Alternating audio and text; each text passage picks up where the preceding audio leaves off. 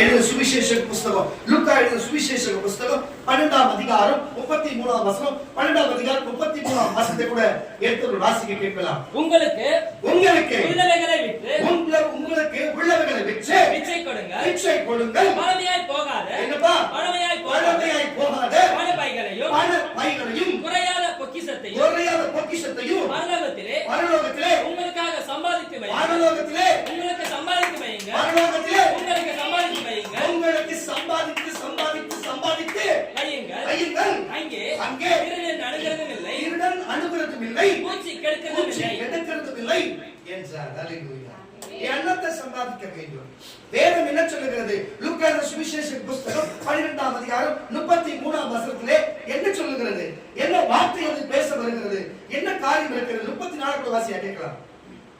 உங்கள் பொக்கிஷம் எங்கே இருக்கிறதோ அங்கே உங்கள் இருதயமும் இருக்கும். பாருங்க, உங்கள் பொக்கிஷம் எங்கே இருக்கிறதோ உங்கள் இருதயமும் அங்கே இருக்கும். அல்லேலூயா. அப்ப இந்த உலகத்துல மனுஷனுக்கு பொக்கிஷம் தேவைப்படுகிறது, அவசியமா இருக்கிறது. அவன் என்னதெல்லாம் பொக்கிஷத்தை தேவையா இருக்கிறது. அப்ப ஒரு மனுஷனுக்கு பொக்கிஷம் எங்கே இருக்கிறதோ அவன் இருதயம் அங்கே இருக்குன்னு சொன்னார். பாருங்க, உங்கள் இருதயம் எங்கே இருக்க வேண்டும் என்று இயேசு விரும்பினார். இயேசுவோடு இருக்க வேண்டும் என்று சொன்னார். இயேசு எங்க இருக்கிறார்? பரலோகத்தில் இருக்கிறார். அப்ப இருதயம் எங்க நோக்கி இருக்கிறோம்? பரலோகத்தை நோக்கி இருக்கிறோம். ஆனா இயேசு சொல்லுகிறார், உலகத்தில் இருக்கிற மனுஷர்கள் எல்லாருமே பொக்கிஷத்தை நோக்கி இருக்கிறது. பாருங்க, பொக்கிஷத்தை நோக்கி தான் உன் இருதயம் இருக்குன்னா அந்த பொக்கிஷத்தை தூக்கி பரலோகத்தில் வச்சுனா உன் இருதயம் பரலோகத்துக்கு வந்துனா இயேசு அங்க இருக்கிறாரு. என்ன ஒரு விசுவாசம், என்ன ஒரு பாஸ்டருக்கு உங்களுக்கு வார்த்தை புரியுதா? உங்களுக்கு வார்த்தை புரிஞ்சுன்னா நீங்க கீழ்ப்படியாம எப்படி சொன்னா உங்களுக்குள்ளே அந்தி கிறிஸ்து ஆகிருக்குன்னு சொல்லி பட்டை கட்டி வெளியே துரத்தி விட்டுருவாங்க. ஆமென், அல்லேலூயா. இந்த ஜனங்க சொல்ல மாட்டாங்க. முன்னோடியா இருக்கிற ஊழியர் செய்ய நீங்க சொல்லணும். நீங்க ஊழியர் செய்கிற கீழே உட்கார்ந்து வேற குடும்பம் இருக்குன்னு சொன்னா ஆமென், அல்லேலூயா. இந்த கீழ்ப்படியாம நீங்க இருப்பீங்கன்னு சொல்லாம இருக்குன்னு சொன்னா உங்களுக்குள்ள தேவ ஆவியில அந்தி கிறிஸ்து ஆவி கெடுக்கிறாருன்னு அர்த்தம். மறுபடியும் நான் சொல்லி உங்களை மன கஷ்டப்படுத்த மாட்டேன். நீங்களா ஓடினுங்கிறது புரியுதா இல்லையா? என்ன வார்த்தை இது மாதிரி யாராவது பேசிருக்கிறாங்களா? உங்களுக்கு மட்டும் மண்டையில் ஏற மாதிரி உங்களுக்கே புரிய மாட்டேது. இதுக்கு மற்ற ஜனத்துக்கு ஒன்றுத்துக்கும் புரியாது. அது என்ன பேச ஏசுன்னு 10 வருஷம் ஏசுனா அதுவே தெரியாது, அதுங்களுக்கு. உங்களுக்காச்சும் தெரியாம நீங்களாச்சும் முதல்ல நம்ம வழிகாட்டியா இருக்கணுமா இல்லையா? பாஸ்டர் என்ன பண்ண இருக்கிறாங்க? பைபிள் பேர் குடிச்சிருக்காங்களா? நீங்க அப்புறம் செல்லு பேர் வச்சிருக்கிறியா? என்ன கோவப்படக்கூடாது. மாதிரி பசங்க வாசி 33 வாசி கவனமா இரு. உங்களுக்கு உள்ளவைகளை விற்று பிச்சை கொடுங்கள். பழமையை போகாத பணப்பைகளையும் குறையாத பொக்கிஷத்தையும் பரலோகத்திலே உங்களுக்காக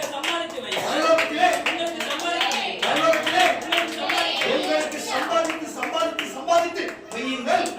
அங்கே திருடன் அணுகிறதும் இல்லை, பூச்சி கெடுக்கிறதும் இல்லை.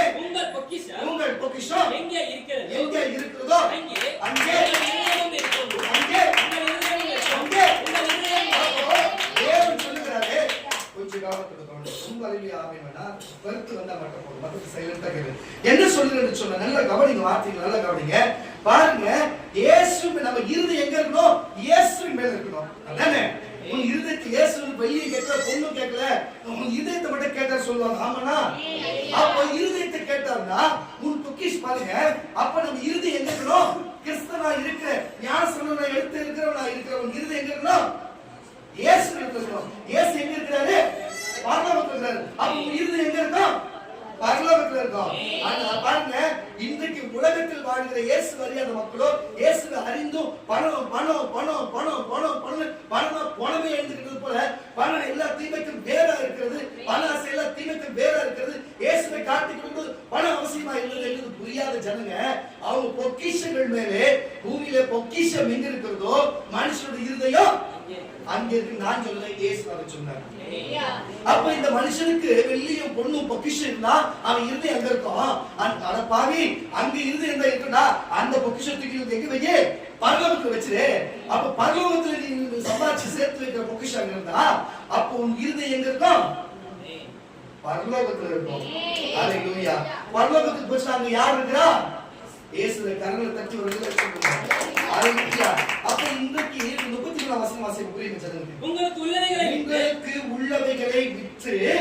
கொடுங்கள். பிச்சை கொடுங்கள். பழமையாய் போகாத பணப்பைகளையும் குறையாத பொக்கிஷத்தையும் பரலோகத்திலே உங்களுக்கு சம்பாதித்து வையுங்கள். பரலோகத்திலே உங்களுக்கு சம்பாதித்து வையுங்கள். பரலோகத்திலே உங்களுக்கு சம்பாதித்து வையுங்கள். அங்கே திருடன் அணுகிறதும் இல்லை, பூச்சி கெடுக்கிறதும் இல்லை. அப்போ தேவன் என்ன சொல்றாரு? சம்பாதித்து வையுங்கள் பரலோகத்திலே. சம்பாதித்து வையுங்கள் பரலோக. சம்பாதனை என்று சொன்னா உங்களுக்கு நான் ரொம்ப ஆழமா சொல்ல தேவையில்லை. சோம்பேறியா வீட்டில் இருக்கிறது உங்களுக்கு விட தெரியாத இருக்கலாம். நீங்க எல்லாரும் கஷ்டப்பட்டு வேலைக்கு போய் சம்பாதிக்கிறவங்க. சம்பாதனை என்று சொன்னா உங்களுக்கு தெரியும் வேலையில சொல்லணும். ஏன் கேட்டீங்கன்னா நான் ஆழமா போக வேண்டியதுல உங்களுக்கு ஈஸியா புரியும். அப்போ ஒரு வேலை செய்தா ஒரு சம்பாதனை, புரியுதுங்களா? ஒரு வேலை செய்தா ஒரு சம்பாதனை, வேலையில ஒரு வாகனம் ஓட்டினா ஒரு சம்பாதனை, ஒரு எலக்ட்ரிக்கல் வேலை பார்த்தா ஒரு சம்பாதனை, ஒரு மெக்கானிக் வேலை பார்த்தா ஒரு சம்பாதனை, ஐடில வேலைக்கு போனா ஒரு சம்பாதனை, காலேஜில் லெக்சரர் இருந்தா ஒரு சம்பாதனை, ஸ்கூல்ல வாத்தியார் இருந்தா ஒரு புரியுதா இல்லை, இது ஒரு சம்பாதனை. அவங்களுக்கு ஒவ்வொரு செய்கிற வேலையில ஒன்று வருமானம், பணம் கொடுத்தா சம்பாதனை, அதுக்கு பொருளா நகையா கொடுத்தா சம்பாதனை, வெள்ளியா கொடுத்தா சம்பாதனை, அது மாற்று பொருளா கொடுத்தா சம்பாதனை. அப்போ நீ ஒரு காரியத்தை செய்தா அதுக்கு பதிலாக ஒன்று கொடுக்கிறது பேர் என்ன? சம்பாதனையா இருக்கிறது. அது சம்பளமா இருக்கிறது. இன்னைக்கு சம்பளம் சொல்லுங்க, அது சம்பாதனையா இருக்கிறது. அப்ப உங்களுக்கு புரியுதா இல்லையான்னு சொல்லு. இந்த சம்பாதனை, இந்த வார்த்தை எதிர்ந்து வந்து தெரியுமா உங்களுக்கு? எதிர்ந்து வந்து தெரியுமா உங்களுக்கு? அந்த காலத்துல வந்து விவசாயம் செய்யும் பொழுது அதுல அந்த சம்பான்னு சொன்னப்பட்ட நெல் வகை தெரியுமா உங்களுக்கு? அந்த அது எந்த வேலை செஞ்சாலும் சம்பாவுடைய அரிசி தான் கொடுப்பாங்க. புரிஞ்சுங்களா இல்லையா உங்களுக்கு? எந்த வேலை செஞ்சாலும் அப்பெல்லாம் அறுவடை அப்பெல்லாம் வந்து விவசாயம் செய்ய அதான் கொடுப்பாங்க. நாளடைவில் அது சம்பாதனை ஆகி போச்சு. ஆனா ஒரு வேலை செஞ்சா அரிசி சம்பா, அப்ப சம்பா அரிசி சொல்லுவாங்கல்ல, சீரக சம்பா, அதை கேள்விப்பட்டிருக்கீங்களா? அந்த மாதிரி சம்பா அரிசி தான் கொடுப்பாங்க. அந்த நாட்களில் நெல்லு தான் கொடுப்பாங்க. அதை சம்பாதனை சொல்லி நாளை இன்னைக்கு எந்த வேலை செய்யற ஒரு பொருள் வாங்கினா சம்பாதனை, சம்பளம்ன்ற இது இங்கிலீஷ்ல சம்பளம், சேலரி, புரியுதுங்களா? அது அப்படியே அப்படி வந்துச்சு. புரியுதுங்களா இல்லையா உங்களுக்கு? இதுதான் நீங்க போய் செக் பண்ணி பாருங்க, உங்களுக்கு எல்லாம் தெரிஞ்சிருக்கும். விஷயம் தெரிஞ்சவங்க கேளுங்க, மக்கள் சம்பாதிக்க கேட்க தெரியாது. எதுக்கு இது நான் சொல்றது? இந்த சம்பாதனை பொருள் இங்க இருந்தா வந்திருக்குது. அப்ப சம்பாதனை சொன்னா ஒரு வேலையை செய்தா அதுக்கு நம்ம பதில் கொடுக்கிற ஒரு காரியமா இருக்கிறது.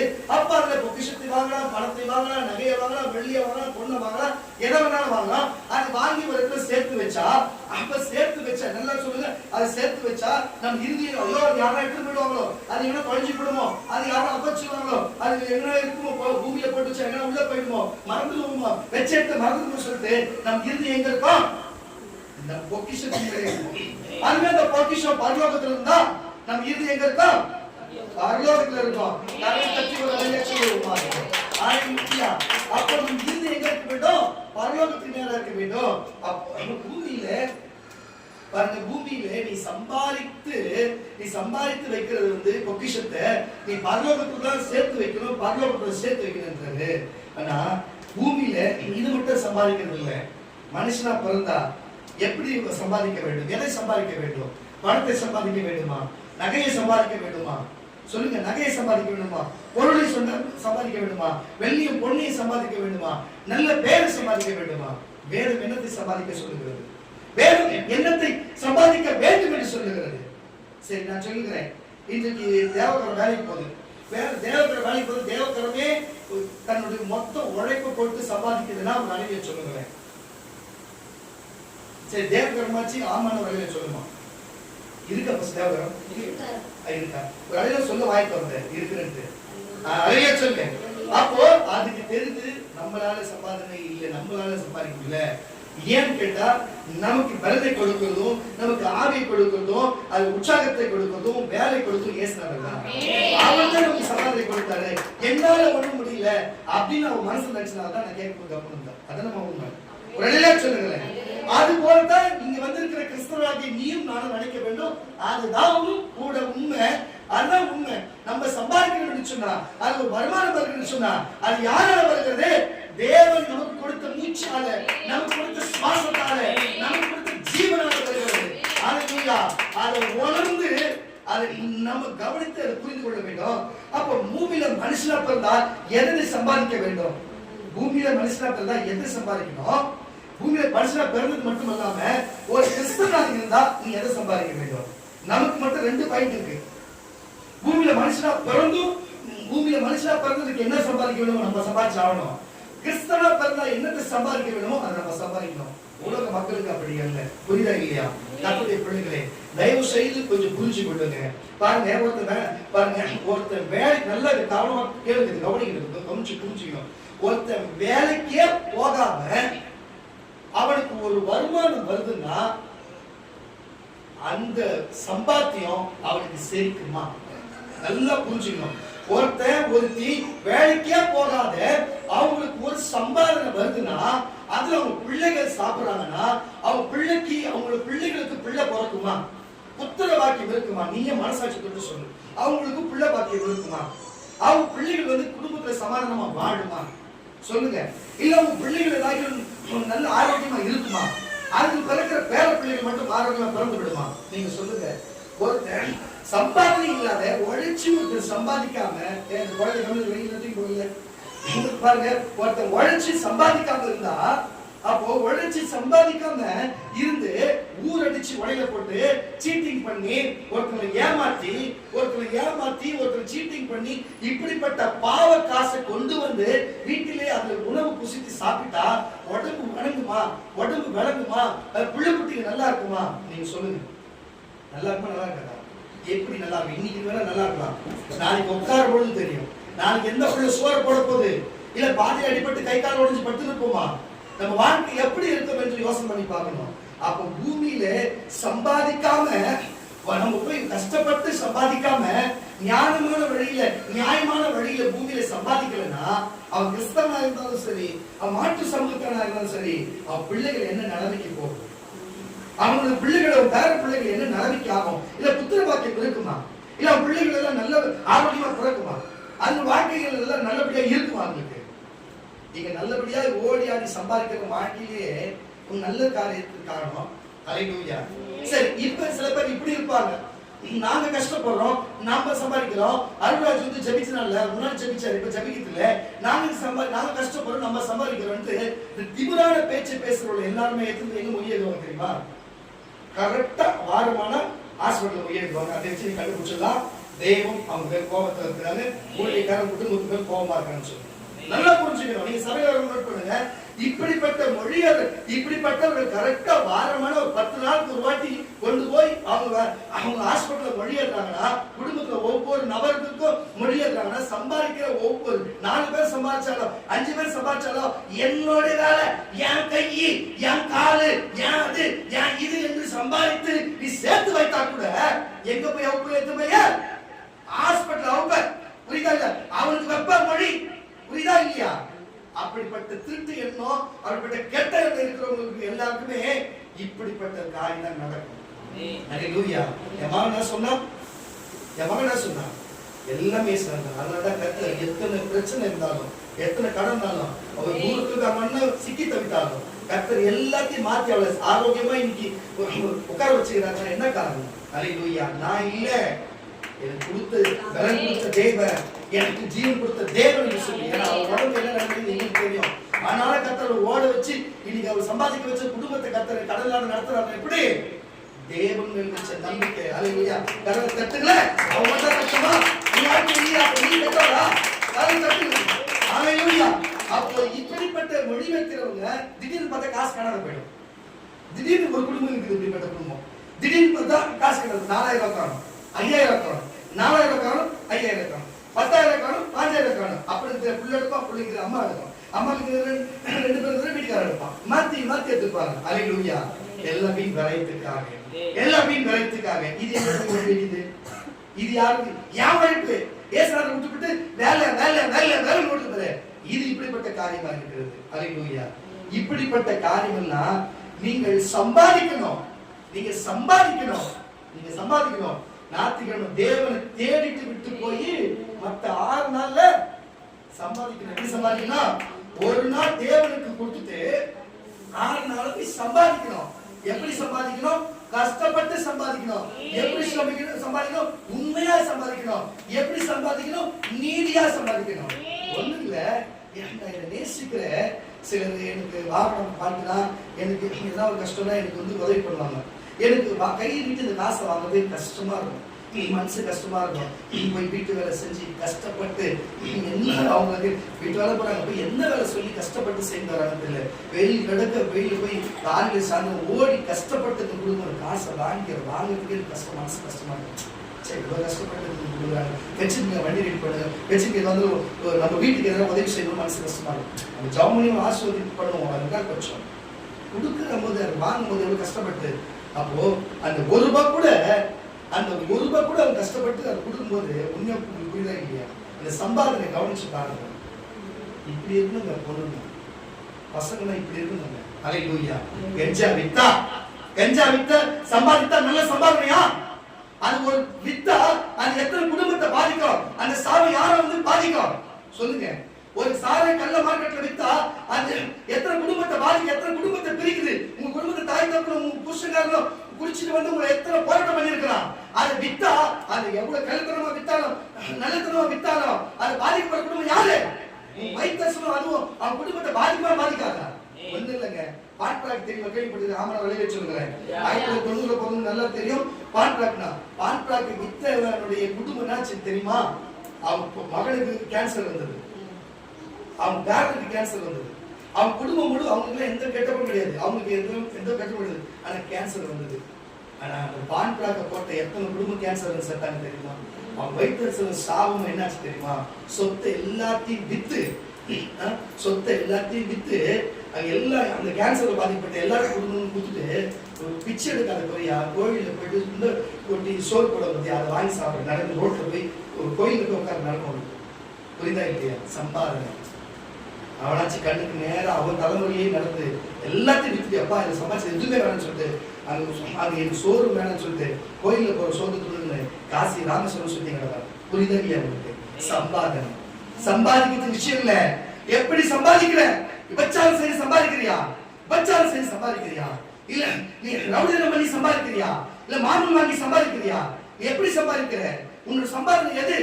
நீ மற்ற ஏமாத்தி சம்பாதிக்கிறியா? நீ திருடி சம்பாதிக்கிறியா? நீ போய் திருடி வந்து சம்பாதிக்கிறியா? நீ எப்படி சம்பாதிக்கிற சொல்லு.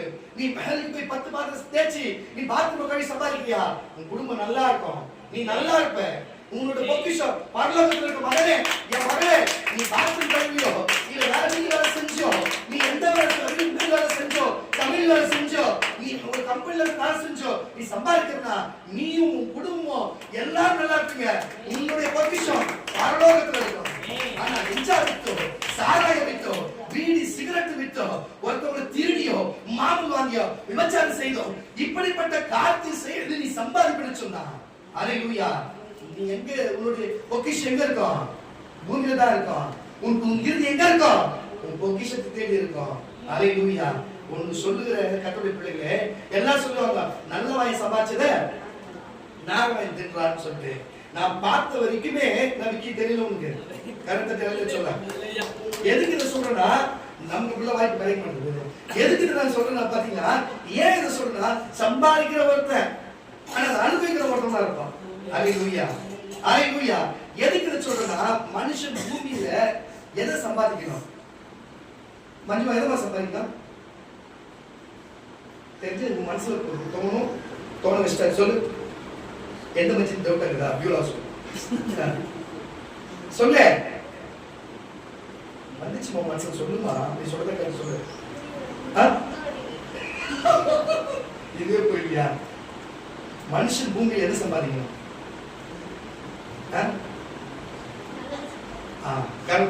சொல்லுங்க. நன்மையை சம்பாதிக்கணும், தீமை அல்ல. நன்மையை சம்பாதிக்கணும். அல்லேலூயா. பரிசுத்தத்தை சம்பாதிக்கணும், உத்தமத்தை சம்பாதிக்கணும், உண்மையை சம்பாதிக்கணும், நல்ல பேரை சம்பாதிக்கணும். அல்லேலூயா. அப்ப நான் சொன்னேன், எந்த காரியம் செய்தாலும் அதுக்கு சம்பாதனை உண்டு, எந்த வேலை செய்தாலும் அதுக்கு ஒரு சம்பாதனை உண்டு. அப்போ நான் சொல்லுகிற கர்த்தருடைய பிள்ளைகளே, நீங்க செய்கிற வேலைக்கு உண்டான சம்பாதனை பூமியில உண்டு. அல்லேலூயா. அப்போ நான் ஒன்னு சொல்ற பாருங்க, உங்களோட சொத்தை வித்து ஏழைக்கு கொடுங்க. ஏசு சொன்னாரா இல்லையா? பிச்சைக்காரங்க பிச்சை கொடுங்க சொன்னாரா இல்லையா? பாருங்க, உங்களுக்கு பொன்மன செம்மல் முன்னாள் முதலமைச்சர் எம்ஜிஆர் அவர்கள் உங்களுக்கு தெரியும், நான் காரணம் பத்தி வரல சொல்லுவேன். அவருடைய சரித்திரத்தை நீங்க எடுத்து பாத்தீங்கன்னா அவர் ஆட்சி பண்ணதே எனக்கு பிடிக்காது, நீங்க தப்பா எடுத்துக்காதீங்க. அவர் ஒரு நடிகரா எனக்கு பிடிக்கும், அவர் ஒரு நல்ல மனுஷனா எனக்கு பிடிக்கும், அவர் ஆட்சியெல்லாம் எனக்கு பிடிக்காது. தப்பா எடுத்துக்காது, இருக்குது ஓப்பனா சொல்லிடணும். அவர் பாருங்க, அவர் நல்ல ஒரு மனுஷன் பாத்தீங்கன்னா ஒரு வாரி வளர்ந்து வல்லரா வாழ்ந்தார். அவர் ஆட்சி முடிஞ்சு போகிற காரியத்துல பாத்தீங்கன்னா அவருடைய சொத்து மதிப்பு எவ்வளவு இருந்ததோ அதே சொத்து மதிப்பு தான் தவிர அந்த 15 ஆண்டுகள் ஆட்சி பண்ணாரு. அதை விட்டு போகும்போது அவருக்கு மேல எந்த சொத்து சேர்க்கல. புரியுதா உங்களுக்கு? அவர் நடிகராக இருந்த காலத்துல நல்லா சம்பாதித்தது எல்லாருக்குமே யார் யாருக்கு என்ன செட்டில்மெண்ட் பண்ணணும் எல்லாரும் செட்டில்மெண்ட் பண்ணிட்டு அவருடைய சொத்துல ஒரு பங்கு இப்ப கூட பாத்தீங்கன்னா உங்களுக்கு கிண்டி பக்கத்துல போனீங்கன்னா அங்க ஆதமாக்க பக்கத்துல உங்களுக்கு ஆலந்தூர் மார்க்கெட் இருக்கும், அது அவருடைய மார்க்கெட் தான். அதே மாதிரி அவருடைய அந்த ராமபுரத்துல ஒரு குறிப்பிட்ட இடத்த வந்து காது வாய் பேசாத கேட்காத பேசாதவங்களோட பிள்ளைகளுக்கு அப்ப அவங்களுக்கு என்ன பண்ணிட்டு போயிட்டாருன்னா அந்த அங்கிருந்து மார்க்கெட்ல இருந்து வர வருமானம் எடுத்து இந்த ஸ்கூலுக்கு வர பிள்ளைகளுக்கு அது அந்த செலவுக்கு கொடுக்கணும்னு சொல்லிட்டு அவர் எழுதி வச்சு எடுத்து போயிருந்தாரு. இதை எதுக்கு நான் சொல்றேன்னா எல்லா சொத்தையும் அவர் எல்லாருக்கும் அப்படிதான் கொடுத்தாரு.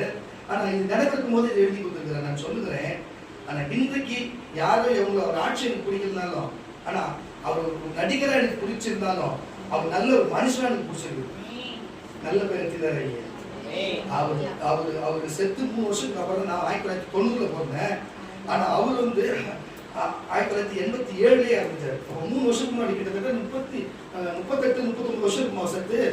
இன்னைக்கும் அதை பத்தி பேசணும்னா அவர் நல்ல மனுஷனா நல்ல பேரை சம்பாதிச்சிருக்கிறாரு. நல்ல பேரை சம்பாதிச்சு ஏழைக்கு வித்து கொடுத்து அவர் சொத்தை வித்து ஏழைக்கு கொடுத்திருக்கிறாரு, இல்லாதவங்களுக்கு பிச்சைக்காரர்களுக்கு கொடுத்திருக்கிறாரு, இல்லாதவங்களுக்கு கொடுத்திருக்கிறாரு. இன்னும் பேசுன்னு சொன்னா அவர் நல்ல பேரை சம்பாதிச்சிருக்கிறாரு, அவர் நன்மையை சம்பாதிச்சிருக்கிறாரு, அவர் நல்லது சம்பாதிச்சிருக்கிறாரு. யாரும் தட்டி ஒரு வேலையை சொல்லுங்களேன். அதே போல இப்ப சமீபத்தில் மறித்து போன ஏற்கனவே மறித்து போன விஜயகாந்த் அவர்கள் தேடி அவருடைய ராஜா பகதூர் ஸ்ட்ரீட்டுக்கு போனாலே எங்க அப்பா சொல்றாரு, அப்பவே ராம்ஸ்பேட்ல அப்பா வேலை செய்யும் போது 1990 இருந்தே அவரு சாப்பாடு போடுவாராம். ராஜா பகதூர் ஸ்ட்ரீட்ல பாத்தீங்கன்னா எந்த நேரமும் 100 பேருக்கு சாப்பாடு இப்ப அதிகமா போடுவாங்க கொடுத்தது. அவருடைய ஆபீஸ்ல போடுவாங்களாம். எங்க எவ்வளவு பெரிய விஷயம் அது, ஏழைங்க எவ்வளவு பேர் இருக்கிறாங்க பாருங்க. இன்னைக்கு அவர் பேர் நம்ம சொல்ற அளவுக்கு இருக்கிறாருன்னா அவர் நல்ல பேர் சம்பாதிச்சிருக்காரா? நல்லது செஞ்சாரு நல்ல பேர் சம்பாதிச்சாரா? நன்மை செய்தார் நல்லது சம்பாதிச்சாரா? ஆமா, கரண்ட் தச்சு சொல்லுவாங்க. அப்போ ஒருவன் ரவுடித்தனம் செஞ்சா அவன் நல்ல பேர் சம்பாதிப்பானா கெட்ட பேர்? ஒருத்தர் ரவுடி தனம் பண்ணா அவனுக்கு என்ன சொல்லுவாங்க? கெட்ட பேர் தான் சம்பாதிப்பான். ஒருத்தர் விபச்சாரம் செய்தா கெட்ட பேர் தான் சொல்லுவாங்க. ஒருத்தர் திருடுனா கெட்ட பேர் தான் சொல்லுவாங்க. நான் சொல்லுகிறேன் கர்த்தருடைய பிள்ளைகளே, உங்களை பார்த்து சொல்லுகிறேன், முன்பு நீங்க எப்படி இருந்தீங்களோ இல்லையோ தெரியல. இப்ப நான் பாஸ்டர் விக்கியை பார்த்து சொல்லுகிறேன். விக்கி இப்போ பாருங்க, விக்கி நினைச்சா அவன் நினைச்சாலும் இப்போ பேயை ஓட்ட முடியும். பேய் குச்சி இருந்தா பேய் ஓட்ட முடியும். ஒரு நோய் இருந்தா அவன் ஜமன உடனே நோய் போயிடும். புரியுதுங்களா? ஒரு பொறுக்கிய ஒரு ரவுடி இட்டு வந்து பேய் ஓட்டுனா பேய் ஓடுமா? ஓடாதனால சொல்ல.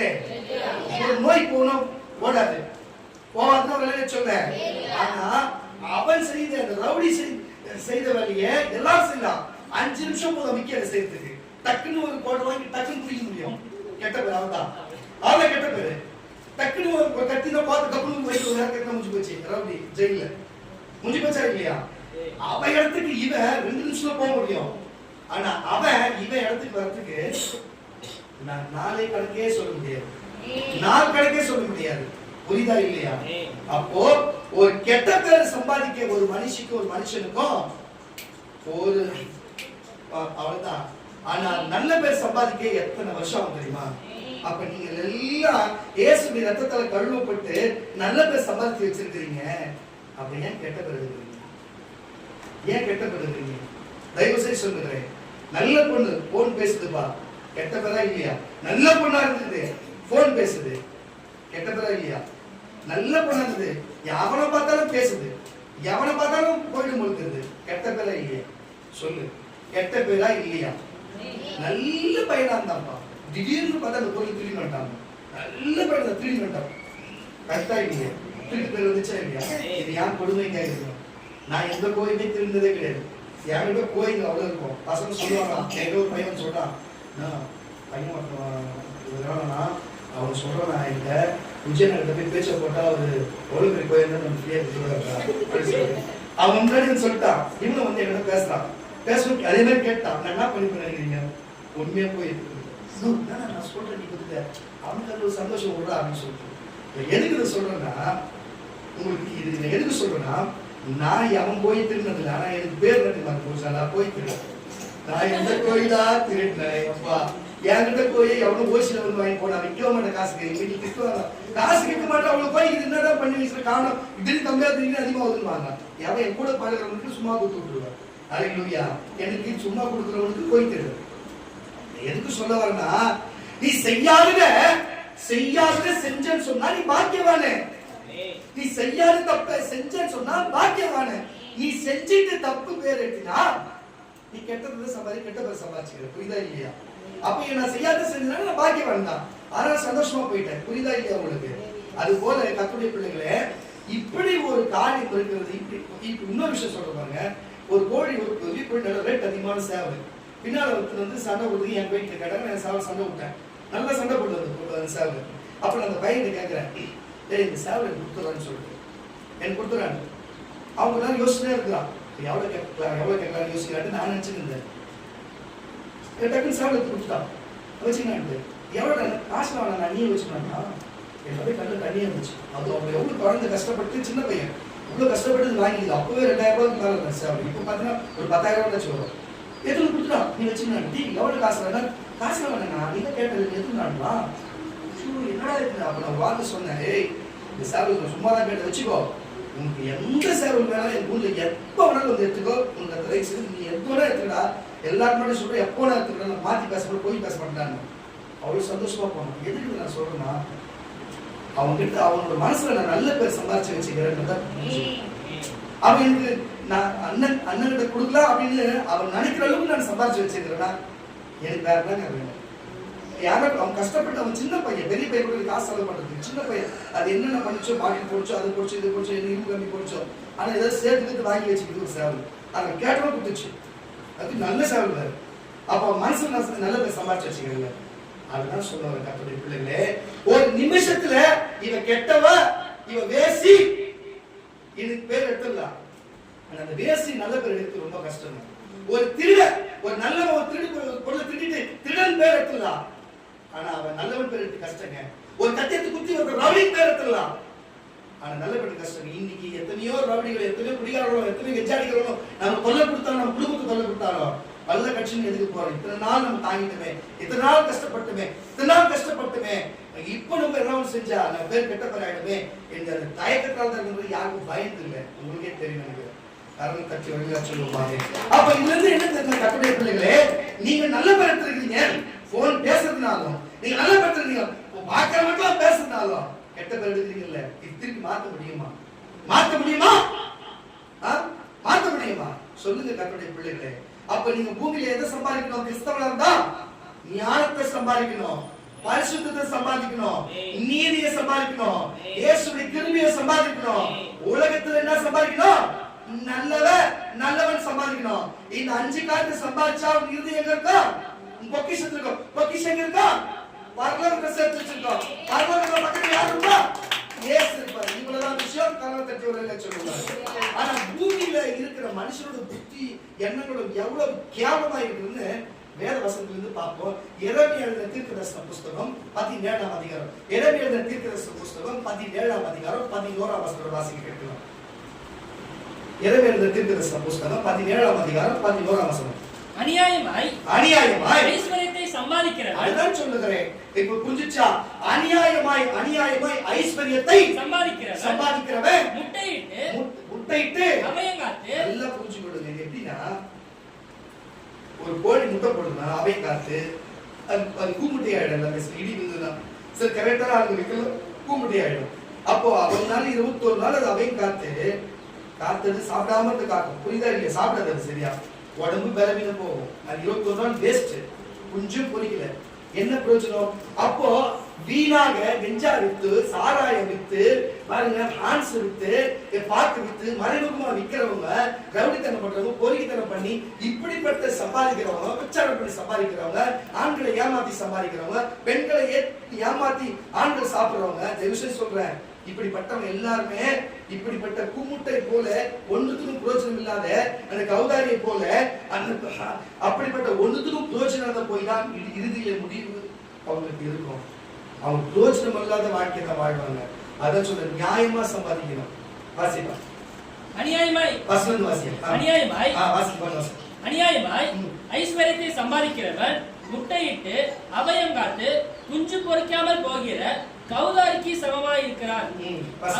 அவன் தன் பாதி வயதிலேயே நல்ல புரியுதா பாயிண்ட், பாதி வயதிலேயே அதை விட்டு தன் முடிவிலே மூடனாய் இருப்பான். அறிவு இல்லாத மூடனா இருப்பான். அப்போ இப்படிப்பட்ட தேவனுக்கு விரோதமான அநியாயமா சம்பாதிக்கிறவெல்லாம் மூடனா இருப்பான். அப்போ தேவனுக்கு என்று வாழ்கிற ஞானத்தை நல்லதா சொல்றது தேவம், நீ பூமியில எதை சம்பாதிக்கிறலையோ ஞானத்தை சம்பாதிக்காங்க. அப்போ மூடனுக்கும் ஞானத்துக்கு எதிர்னது மூடம். அப்போ முட்டாள் அதன் அர்த்தம். அப்ப அறிவுன்றது ஞானம். அப்ப ஞானத்தை சம்பாதிக்கணும். அப்போ மூடனா முட்டாளா இருக்க கூடாது என்று தான் சொல்லுங்க. மறுபடியும் பசங்க வாசி. அநியாயமாய் ஐஸ்வர்யத்தை சம்பாதிக்கிறவன் முட்டையிட்டு அபயம் காத்து குஞ்சு பொறிக்காமல் போகிற கௌதாரிக்கு சமமா இருக்கிறான். அவன் தன் பாதி வயதிலே அதை விட்டு தன் முடிவிலே மூடனாய் அறிவில்லாதவனாய் இருப்பான். கரணை தச்சு வரையா சொல்லுங்க. அதனாலதான் சொல்லுகிற கர்த்தருடைய பிள்ளைகளே, வீணாய் பாருங்க, தேவையில்லாத காரியத்துல போயிட்டு பாருங்க சீக்கிரமா சம்பாதிக்கணும். இந்த சீட்டை போட்டு அவங்கள ஏமாத்தலாம். பாருங்க நிறைய பேர் பாருங்க பண்டு போட்டு ஏமாத்தலாம். என்னையா இதெல்லாம் பண்டு போட்டு எத்தனை குடும்பம் ஏமாத்தி ஓடிச்சு பாரு. ஐயோ அவங்க பெரிய சரடு போட்டுருப்பாங்க, அவங்க வந்த கையில கீழே நகைப்பட்டிருப்பாங்க, பெரிய ஆளு அப்படின்னு 4-5 பேர் இருந்தாங்க. ஒரே பேர் கொண்டவங்க எல்லாருமே. இப்ப இந்த குடும்பத்தில் அந்த பேர் கொண்டவங்க அந்த பேர் நான் மாத்திட்டேன். காரணம் தச்சு வரையா சொல்லுங்க. அவங்க எல்லாம் இடப்பெயர்ந்து போனாங்க, இவங்க மொத்தமா பெயர்ந்து போயிருப்பாங்க. விசுவாச இப்படித்தான் எல்லாம் நினைச்சாங்க. ஆனா கடைசியில என்ன பண்ணாங்க, அன்னைக்கு அவங்க பணம் வச்சுக்கிறாங்க, அவங்க கிட்ட பணம் கிடைக்கும், எங்க கிட்ட பணம் இது கூடுவாங்க, அது கூடுவாங்க, இது கூடுவாங்க, எல்லாரும் ஓட விடுவாங்க. கடைசியில நம்ம ஓட விடுவாங்கன்னு தெரியல, புரியுதா இல்லையா? கடைசியில ஓடி போனாங்க. என்ன பேர் சம்பாதித்து? கெட்ட பேர் சம்பாதித்து. பணத்தை ஐஸ்வர்யம் சம்பாதித்தாலும் இறுதியில வந்தது என்ன பேரு? கெட்ட பேரு. காரணம் தட்டி வரல சொல்லுவாங்க. ஹalleluya. அதுதான் வீண் காரியமாக ஐஸ்வர்யத்தை சம்பாதிக்கிறவன் உங்களுக்கு புரிஞ்சிருக்கும். கௌதாரி முட்டை பொறிக்காம போன ஒன்றுத்துக்கு புரோஜனம் பாதி வாழ்க்கை முடிந்தது போல அவங்க முடிந்து போகும் என்று வேதம் சொல்லுகிறது. காரணம் தச்சவர்கள் சொல்லுவாங்க. வாசிக்க கேட்கலாம். உபாகத்தின் புஸ்தகம் 8ஆம் அதிகாரம். உபாகத்தின் புஸ்தகம். நன்றி தேவா தேவம். 8ஆம் அதிகாரம் 13ஆம் வாசிக்க கேட்கலாம். 13 தான் 17 தான். 8:17 என் சாமர்த்தியமும் 17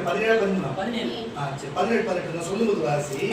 இப்ப என் மகள் என்ன கேட்டல, என் மகள் சொன்னா என்னால ஒண்ணும் கிடையாது, எனக்கு கொடுத்த தேவன் கொடுத்த மூச்சம் ஜீவனும் அவர் கொடுத்த சரீரம் கொடுத்த வேலைகள் தான் நான் சம்பாதிச்ச ஒழிய என்னால என்ன சம்பாதனை பண்ணல. என் சம்பாதனை எல்லாமே என் தேவன் கொடுத்ததுன்னு சொன்னா. ஆனா இதுதான் உண்மை. ஆனா தானா என்னால தான் முடிஞ்சது. எங்க பாஸ்டருக்கு ஜெபம் பண்ணல, அவர் முன்னாடி ஜெபம் பண்ணாரு. நானே தான் ஓடுறேன்னு சொல்லி எத்தனை பேர் எங்க டாக்டர் மொழி வச்சாங்க பாரு, எல்லாம் இப்போ வச்சிருக்கிறாங்க, இன்னொரு வெப்பாங்க பாரு. எதுக்கு நான் சொல்றேன்னா, இப்படிப்பட்ட எண்ணம் உள்ளவங்க எப்படிப்பட்ட ஆளுங்க இந்த புஸ்தகத்துல சொல்லுங்க. அப்படிப்பட்ட வாசிக்கலாம். என் சாமர்த்தியமும் என் சாமர்த்தியமும் என் கைபலனும் என்னுடைய கைபலனும் இந்த ஐஸ்வர்யத்தை எனக்கு சம்பாதித்தது என்று அவன் மனசுல நம்ம சொன்னாலும் மனசுல இப்படிதான் குடும்பத்துக்குள்ளவே இப்படி ஐஸ்வர்யம் சம்பாதிச்சு சொல்லும். நீ உன் இருதயத்திலே சொல்லிக் கொள்ளாமலும் இருக்க, நீ இதெல்லாம் சொல்லிக் கொள்ளாமல் இருக்க, எச்சரிக்கையா இரு. நீ எச்சரிக்கையா இருக்கிற நம்ம புரிஞ்சுச்சா? இப்போ இங்க உட்கார்ந்துக்கிற யார் வெளியில எவனா எல்லாம் சொல்லிட்டு போட்டு அவனுக்கு நமக்கு சம்மந்தம் இல்ல. கிறிஸ்தவன் உட்கார்ந்துக்கிற நீ என் மகன் எப்படி சொன்னாலும் அப்படி சொன்னாமலேயே அது நிரந்தரமா இருக்கும். அடுத்தடுத்து முன்னோக்கி போற ஒரு காரணத்தை நான் சொல்றேன், சும்மா சொல்றேன்.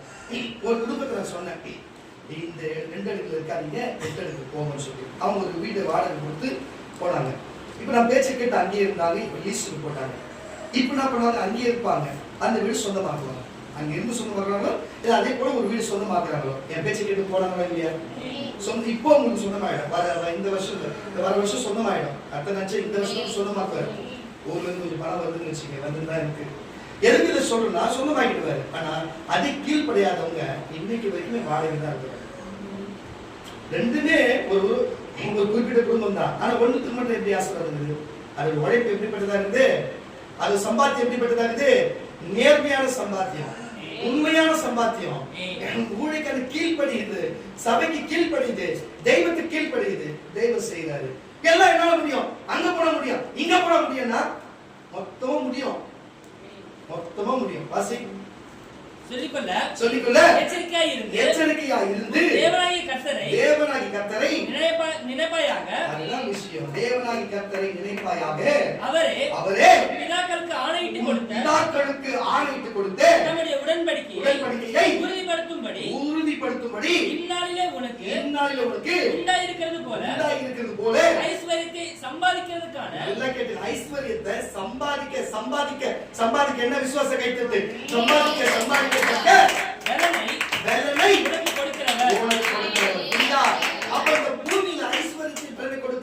கொடுக்கிறது யாரு? தேவன் தான். நேசிக்கிற ஒருத்தன் என்ன பண்ணாங்கன்னா, பலிபீட்டில் உட்கார்ந்தாங்க. பலிபீட்டில் மகிமை அவங்களுக்கு தெரியல, யார்கிட்ட பேசணும்னு அவங்களுக்கு தெரியல. என்ன நேசிக்கிறவங்க வேற யாரும் கிடையாது. என்ன நேசிக்கிறவங்க என்கிட்ட சொல்றாங்க, நீங்க ஊழியக்காரர் என்னதான் பண்றீங்க, நீங்க சபையில இருந்து என்னதான் பண்றீங்க, நீங்க குடும்பத்துல என்னதான் பண்றீங்க, நீங்க என்னதான் பண்றீங்க சொல்லி என் இருதயம் கஷ்டப்பட்டுனே இருக்குது. அவங்க தெரியாத பேசினே இருக்கிறாங்க. பாருங்க, அந்த ஊழியக்காரங்க முன்னேற்றாங்க. ஊழியக்காரங்க கிறிஸ்தவர்கள் வந்து முன்னேறிறாங்க, முன்னேறிறாங்க, அவங்கள முன்னேறிறாங்க. நீங்க மட்டும் என் முன்னேறலாங்க. ஆனா கேட்கும் போது மனசு அப்படியே உள்ளுக்குள்ள அப்படியே கலங்கிட்டேன். என்னை நேசிக்கிறவங்க சும்மா சாதாரண நாள்ல திமிரு குச்சி திமிரா கேட்கறவங்க கிடையாது. நேசிக்கிறவங்க ஒரு உதவி செய்யறவங்க, குடும்பத்துல ஒரு உதவி செய்யறவங்க, அவங்க அப்படி கேட்கறாங்க. அவங்க தெரிஞ்சு கேட்டாலும் தெரியாத கேட்டாலும் பிசாசு உபயோகம் பண்ணி கேட்டாலும் தெரியல. ஆனா கேட்டது நிமித்தம் அவங்க படாத பாடுபட்டு எந்த வாயில கேட்டாலும் அந்த வாய் திறக்க முடியாத அவங்க படாத பாடுபட்டாங்க என்பதையும் எனக்கு தெரியும். ஆனா அதுக்கப்புறம் புரிஞ்சுக்கின்னு அந்த வார்த்தையை மாத்தி பேசுனதும் எனக்கு தெரியும். எனக்கு தெரியாத அவங்க நினைச்சிருக்கலாம். எனக்கு எல்லாத்தையும் ஆவியானவர் சொல்றாரு, அவர் தெரியாத பேசுறா, அவங்க நான் பார்த்துக்கிறேன், அவருக்கு தெரியாது, நான் புரிய வைக்கிறவங்க. நான் கம்முன்னு உங்ககிட்ட எதுக்கு இதை சொல்றேன்னா, இன்னைக்கு நான் சொல்றேன், இங்க இருக்கிற எல்லா ஒழிகாரையும் பாருங்க. எனக்கு கொடுக்கப்பட்ட 9 வாரம் கொடுக்கப்பட்டதுதா? கொடுக்கப்பட்டதா இல்லையா? இல்ல. இங்க இருக்கிற எவனா வானத்துக்கு மேல இருக்கிற சந்தியம், கடல்ல நடக்கிற எவனா சொல்லியிருக்கிறான், இதெல்லாம் பணம் கொடுத்தா வாங்க முடியுமா? அவன் பணம் வச்சுக்கிறத வாங்க முடியுமா? இதை வச்சு வேணா பணத்தை சம்பாதிச்சிடலாம். நான் வேஸ்ட், நான் சம்பாதிக்கல. குழந்தைக்கு வேணுமா, 10 நாள் வாங்க, ஜாம் பண்ற 5000 ரூபாய் காணிக்க கொடுங்க, கேட்கலாமா இல்லையா? பேய் போட்டு வராங்க, எங்கெங்கயோ போய் கொடுங்க, 5000 ரூபாய் காணிக்க கொடுத்துருங்க, தம்பிகிட்ட காணிக்க கொடுங்க. இருக்கிறாங்களா இல்லை? எனக்கு தெரியும், எல்லாரும் இருக்கிறாங்க. என்ன ஓசில இது மாதிரி இருக்கும் போதுதான் என்ன பண்ணுவாங்க, எதெல்லாம் ஓசி கிடைக்குதான் நான் எனக்கு குடும்பம் இது மாதிரி ஓசில பண்ணுவாங்க. அவங்க வந்து அவங்க காணிக்க 5000 ரூபாய் கொடுக்கணும், 10,000 காணிக்க வீட்டுக்குள்ள வந்தா நான் தான் இச்சா எல்லாத்துக்கும். நான் எவ்வளவு உண்மையா கடவுளுக்காக ஜனத்துக்காக இறங்கி போறேன். நான் இச்சவாய். நான் இன்னைக்கு நான் இங்க பொக்கிஷம் சேர்த்துருக்கேன். உண்மைதான், என் பரலோகத்துல சேர்த்து வச்சிருக்கேன். என் பொக்கிஷம் பரலோகத்துல இருக்கு. ஆனாதான் பரலோகத்துல தேவன் நான் சொல்றதை கேட்கிறேன், நான் சொல்றத அவர் சொல்றது நான் கேட்கிறேன். ஆனா இங்க இருக்கிற எத்தனையோ ஊழியக்காரர் இருந்தாலும் சரி, வரம் பணம் கொடுத்தா வாங்கிக்க முடியுமா?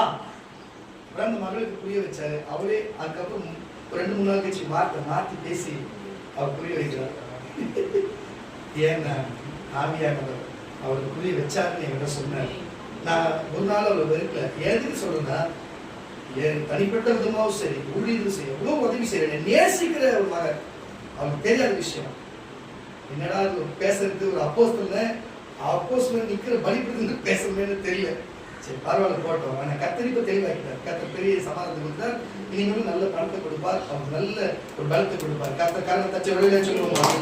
எதுக்கு சொல்றா, என் மேல வச்ச அன்பின் நிமித்தம், அதனால அவங்க கேட்கிறாங்க. ஆனா தேவன் அதை பாக்குறாருல்ல.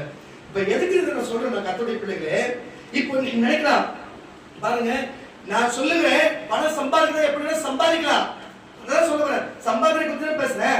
நான் பணம் சம்பாதிக்க சொல்லிட்டு பணத்தை வாங்கலாம், பேய் ஓட்டிட்டு பணத்தை வாங்கலாம், நான் என்னெல்லாம் சொல்லிட்டு பணத்தை வாங்கலாம். பணம் கேட்டா கொடுப்பாங்க. ஏசு கொடுக்க சொன்னார்,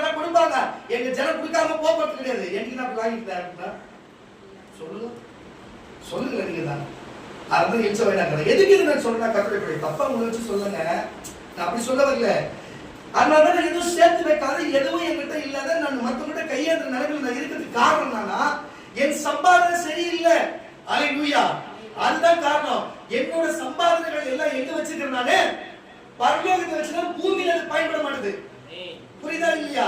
என் பொக்கிஷத்தை எங்க வச்சிருக்கிறேன்? பரலோகத்தை வச்சிருக்கிறேன். என் இருதயம் எங்க இருக்கு? பரலோகத்துல. அதனால நான் இப்படி செய்யறேன்.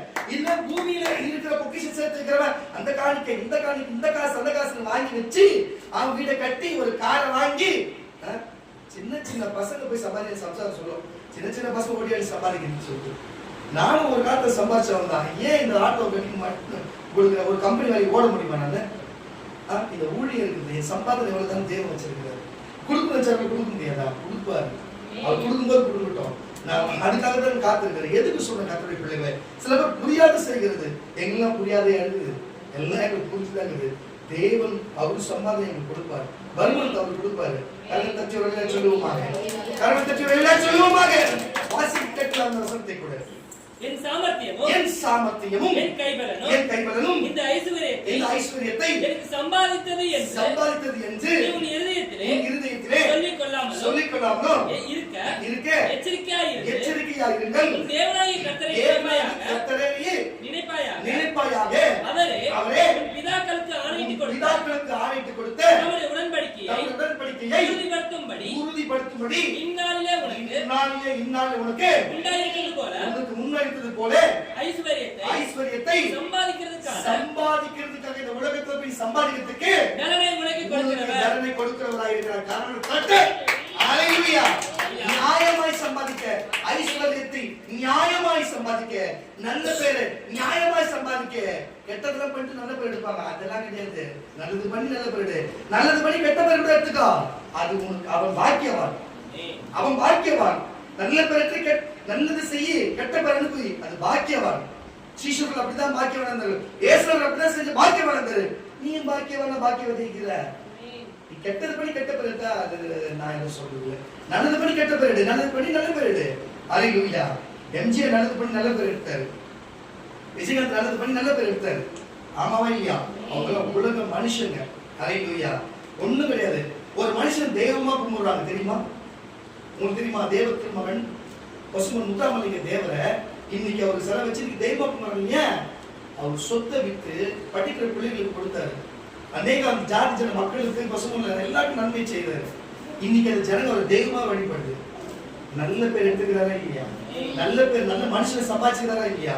நல்ல பேர் எடுத்து நல்ல மனுஷர்களை நல்ல இருதயத்தை சம்பாதிச்சுக்கிறாரா இல்லையா? கரங்களை தட்டி வெளியில சொல்லுவேன். அது போல கிறிஸ்தவர் ஒரு உலக மக்களாக அவங்களுக்கே இப்படி செய்ய தோணும் என்று சொன்னா கிறிஸ்தவனாகி நீ உலகத்திலும் நீங்க நல்ல பேரை சம்பாதிக்க வேண்டும், பரலோகத்திலும் பொக்கிஷத்தை சேர்த்து வைக்க வேண்டும். இதுதான் தேவன் விரும்புகிறார். தேவன் சொல்லுகிறார். நீங்க தயவு செய்து புரிஞ்சு அதுபடி நடக்க கொஞ்சம் வழியை பாருங்க. கர்த்தருடைய பிள்ளைகள் இன்னொரு வசனம் போவோம். இன்னும் உங்களுக்கு கொஞ்சம் புரியும் காரியம். அல்லேலூயா. வாசி கேட்கலாம். எசேக்கியேலின் புஸ்தகம் 22ஆம் அதிகாரம் 13ஆம் வசனம். எசேக்கியேலின் புஸ்தகம் 22ஆம் அதிகாரம் 13ஆம் வசனம். சீக்கிரம் வாசி கேட்கலாம். மஞ்சுடி ஆகாயின் புஸ்தகம் 1ஆம் அதிகாரம் 6ஆம் வசனம். சகரியா பக்கத்துல இருக்கு. தேடாத. சகரியா பக்கத்துல இருக்கும். ஆகாயின் புஸ்தகம் 1ஆம் அதிகாரம் 6ஆம் வசனம். எசேக்கியேல் புஸ்தகம் 22ஆம் அதிகாரம் 13ஆம் வசனம் வாசிங்க. இதோ நீ அநியாயமாய் சம்பாதித்த கரங்களை தட்ட நீ அநியாயமாய் சம்பாதித்த பொருளின் நிமித்தம் உன் நடுவிலே சிந்தின ரத்தமோ நான் கை கொட்டுகிறேன். கை கொட்டுறது தெரியுமா? பேண்ட் மாதிரி இருக்கும். அதுதான் கை கொட்டுற. கை தட்டி சிரிக்கிறார் அர்த்தம். விட்டது வாசி. நான் நியாயம் செய்ய நாட்களிலே இருதயம் தங்குமோ அப்பொழுது கைகள் திடமாய் இருக்குமோ கர்த்தராகிய நான் இதை சொன்னேன். உனக்கு நான் சொன்னேன். மறுபடியும் வசனம் வாசி. இதோ நீ அநியாயமாய் சம்பாதித்து பொருளின் நிமித்தம் உன் நடுவிலே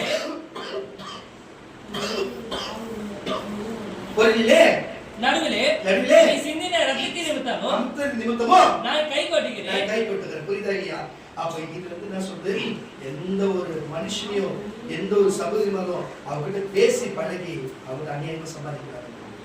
எந்த பொண்ணுகிட்டயும் சரி அநியாயமா அது பேசி பழகி சில பேரு பொண்ணுகிட்ட பழகிறதே அவர்கிட்ட சிரிச்சு பேசினா, அவர்கிட்ட பேசினா கடன் கேட்கறதுக்கு காசு கேட்கறதுக்கு இந்த மாதிரி ஈரத்தனமான கேவலமான புத்தி வச்சுக்கிறீங்கன்னா எந்த நாளும் விளங்கவே மாட்டீங்க. உங்க குடும்ப திருப்திக்கே வராது. எந்த பொண்ணையாச்சும் காசு ஏமாத்துன்னு வச்சு பழகுனீங்க, நீங்க நல்லாவே இருக்க மாட்டீங்க. நீங்க சொல்ற உங்களுக்கு எச்சரிக்கையா, அந்த பொன் பாவம் பொல்லாத உங்களுக்கு சும்மா விடாது.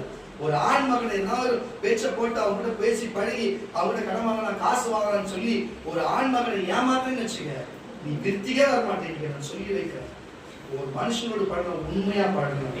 ஒரு மனுஷனோட பழக்கம் உண்மையா பழகணும். எப்படி நேசிச்சு பழகுறியோ அது வேற. நீ பழகுற பழக்கம் உண்மையா இருக்கணும். தேவைக்கு பழகக்கூடாது. உன் கஷ்டப்படணும் அவங்களா கொடுக்கறது வேற. நீ இறக்கக்கூடாது, பிச்சை எடுக்கக்கூடாது, கெஞ்சக்கூடாது, அது பிளான் பண்ணி சொல்லக்கூடாது. கடவுள் ஒருத்தர் பார்த்துருக்கிறாரு. இப்படி அநியாயமா சமாதானம் ஒருத்தர் காசு அவங்களே கொடுக்குறது யோசனை பண்ணுவோம். ஐயோ இது என்ன, இது வாங்கினா நம்ம கொடுக்க முடியுமோ, திருப்பி கொடுக்கல கஷ்டமாயிடுன்னு சொல்லி அந்த பாவத்துல நம்ம எங்க ஏற்கனவே இருக்கிற பார்த்து நம்மளால கொஞ்சம் கொஞ்சமா இப்ப தீர்த்துன்னு வரோம். இன்னும் பார்த்து மேல பார்த்து வச்சு எங்க போக முடியும் சொல்லுங்க? புரியுதா இல்லையா? நாளைக்கு கூட ஏசு வந்துடலாம். அதுக்குதான் நான் பயப்படுறது. புரியுதா இல்லையா? வசந்த வாசியா வசந்த இதோ நீ அநியாயமா சம்பாதி. இதுதான் சொல்லுங்க, அநியாயமா சம்பாதினா யார நீ பேசி பழகிறது ஒரு பழகக்காரன். பழகிற நிமித்தம் ஒரு வருமானம் வந்தா அது சம்பாதிக்கிறது தானே. நான் என்ன சொல்றேன், எந்த வேலை செஞ்சாலும் ஒரு வருமானம், ஒரு பொருள், மாற்று பொருள் தான் அது என்னது சம்பாதிக்கிறது தானே. அப்ப நீ எப்படி நியாயமா சம்பாதிக்கிறது? வாசி வசந்து நீ அநியாயமா சம்பாதித்து பொருள் நிமித்தமோ உன் நடுவிலே நீ சிந்தின ரத்தத்தின் நிமித்தமோ கை கொட்டுகிறேன். நான் உன்னில் நியாயம் செய்யும் நாளில் உன் இருதயம் தாங்குமோ. அப்போ நான் உன் நியாயம் செய்யும் போது நியாயத்துக்கு போது உன் இருதயம் அப்போ தாங்குமோ? ஐயோ ஏமாத்திட்டு கஷ்டப்பட்டுமே மற்றவங்க ஏமாத்தி சாப்பிட்டு உன் தாங்குமா?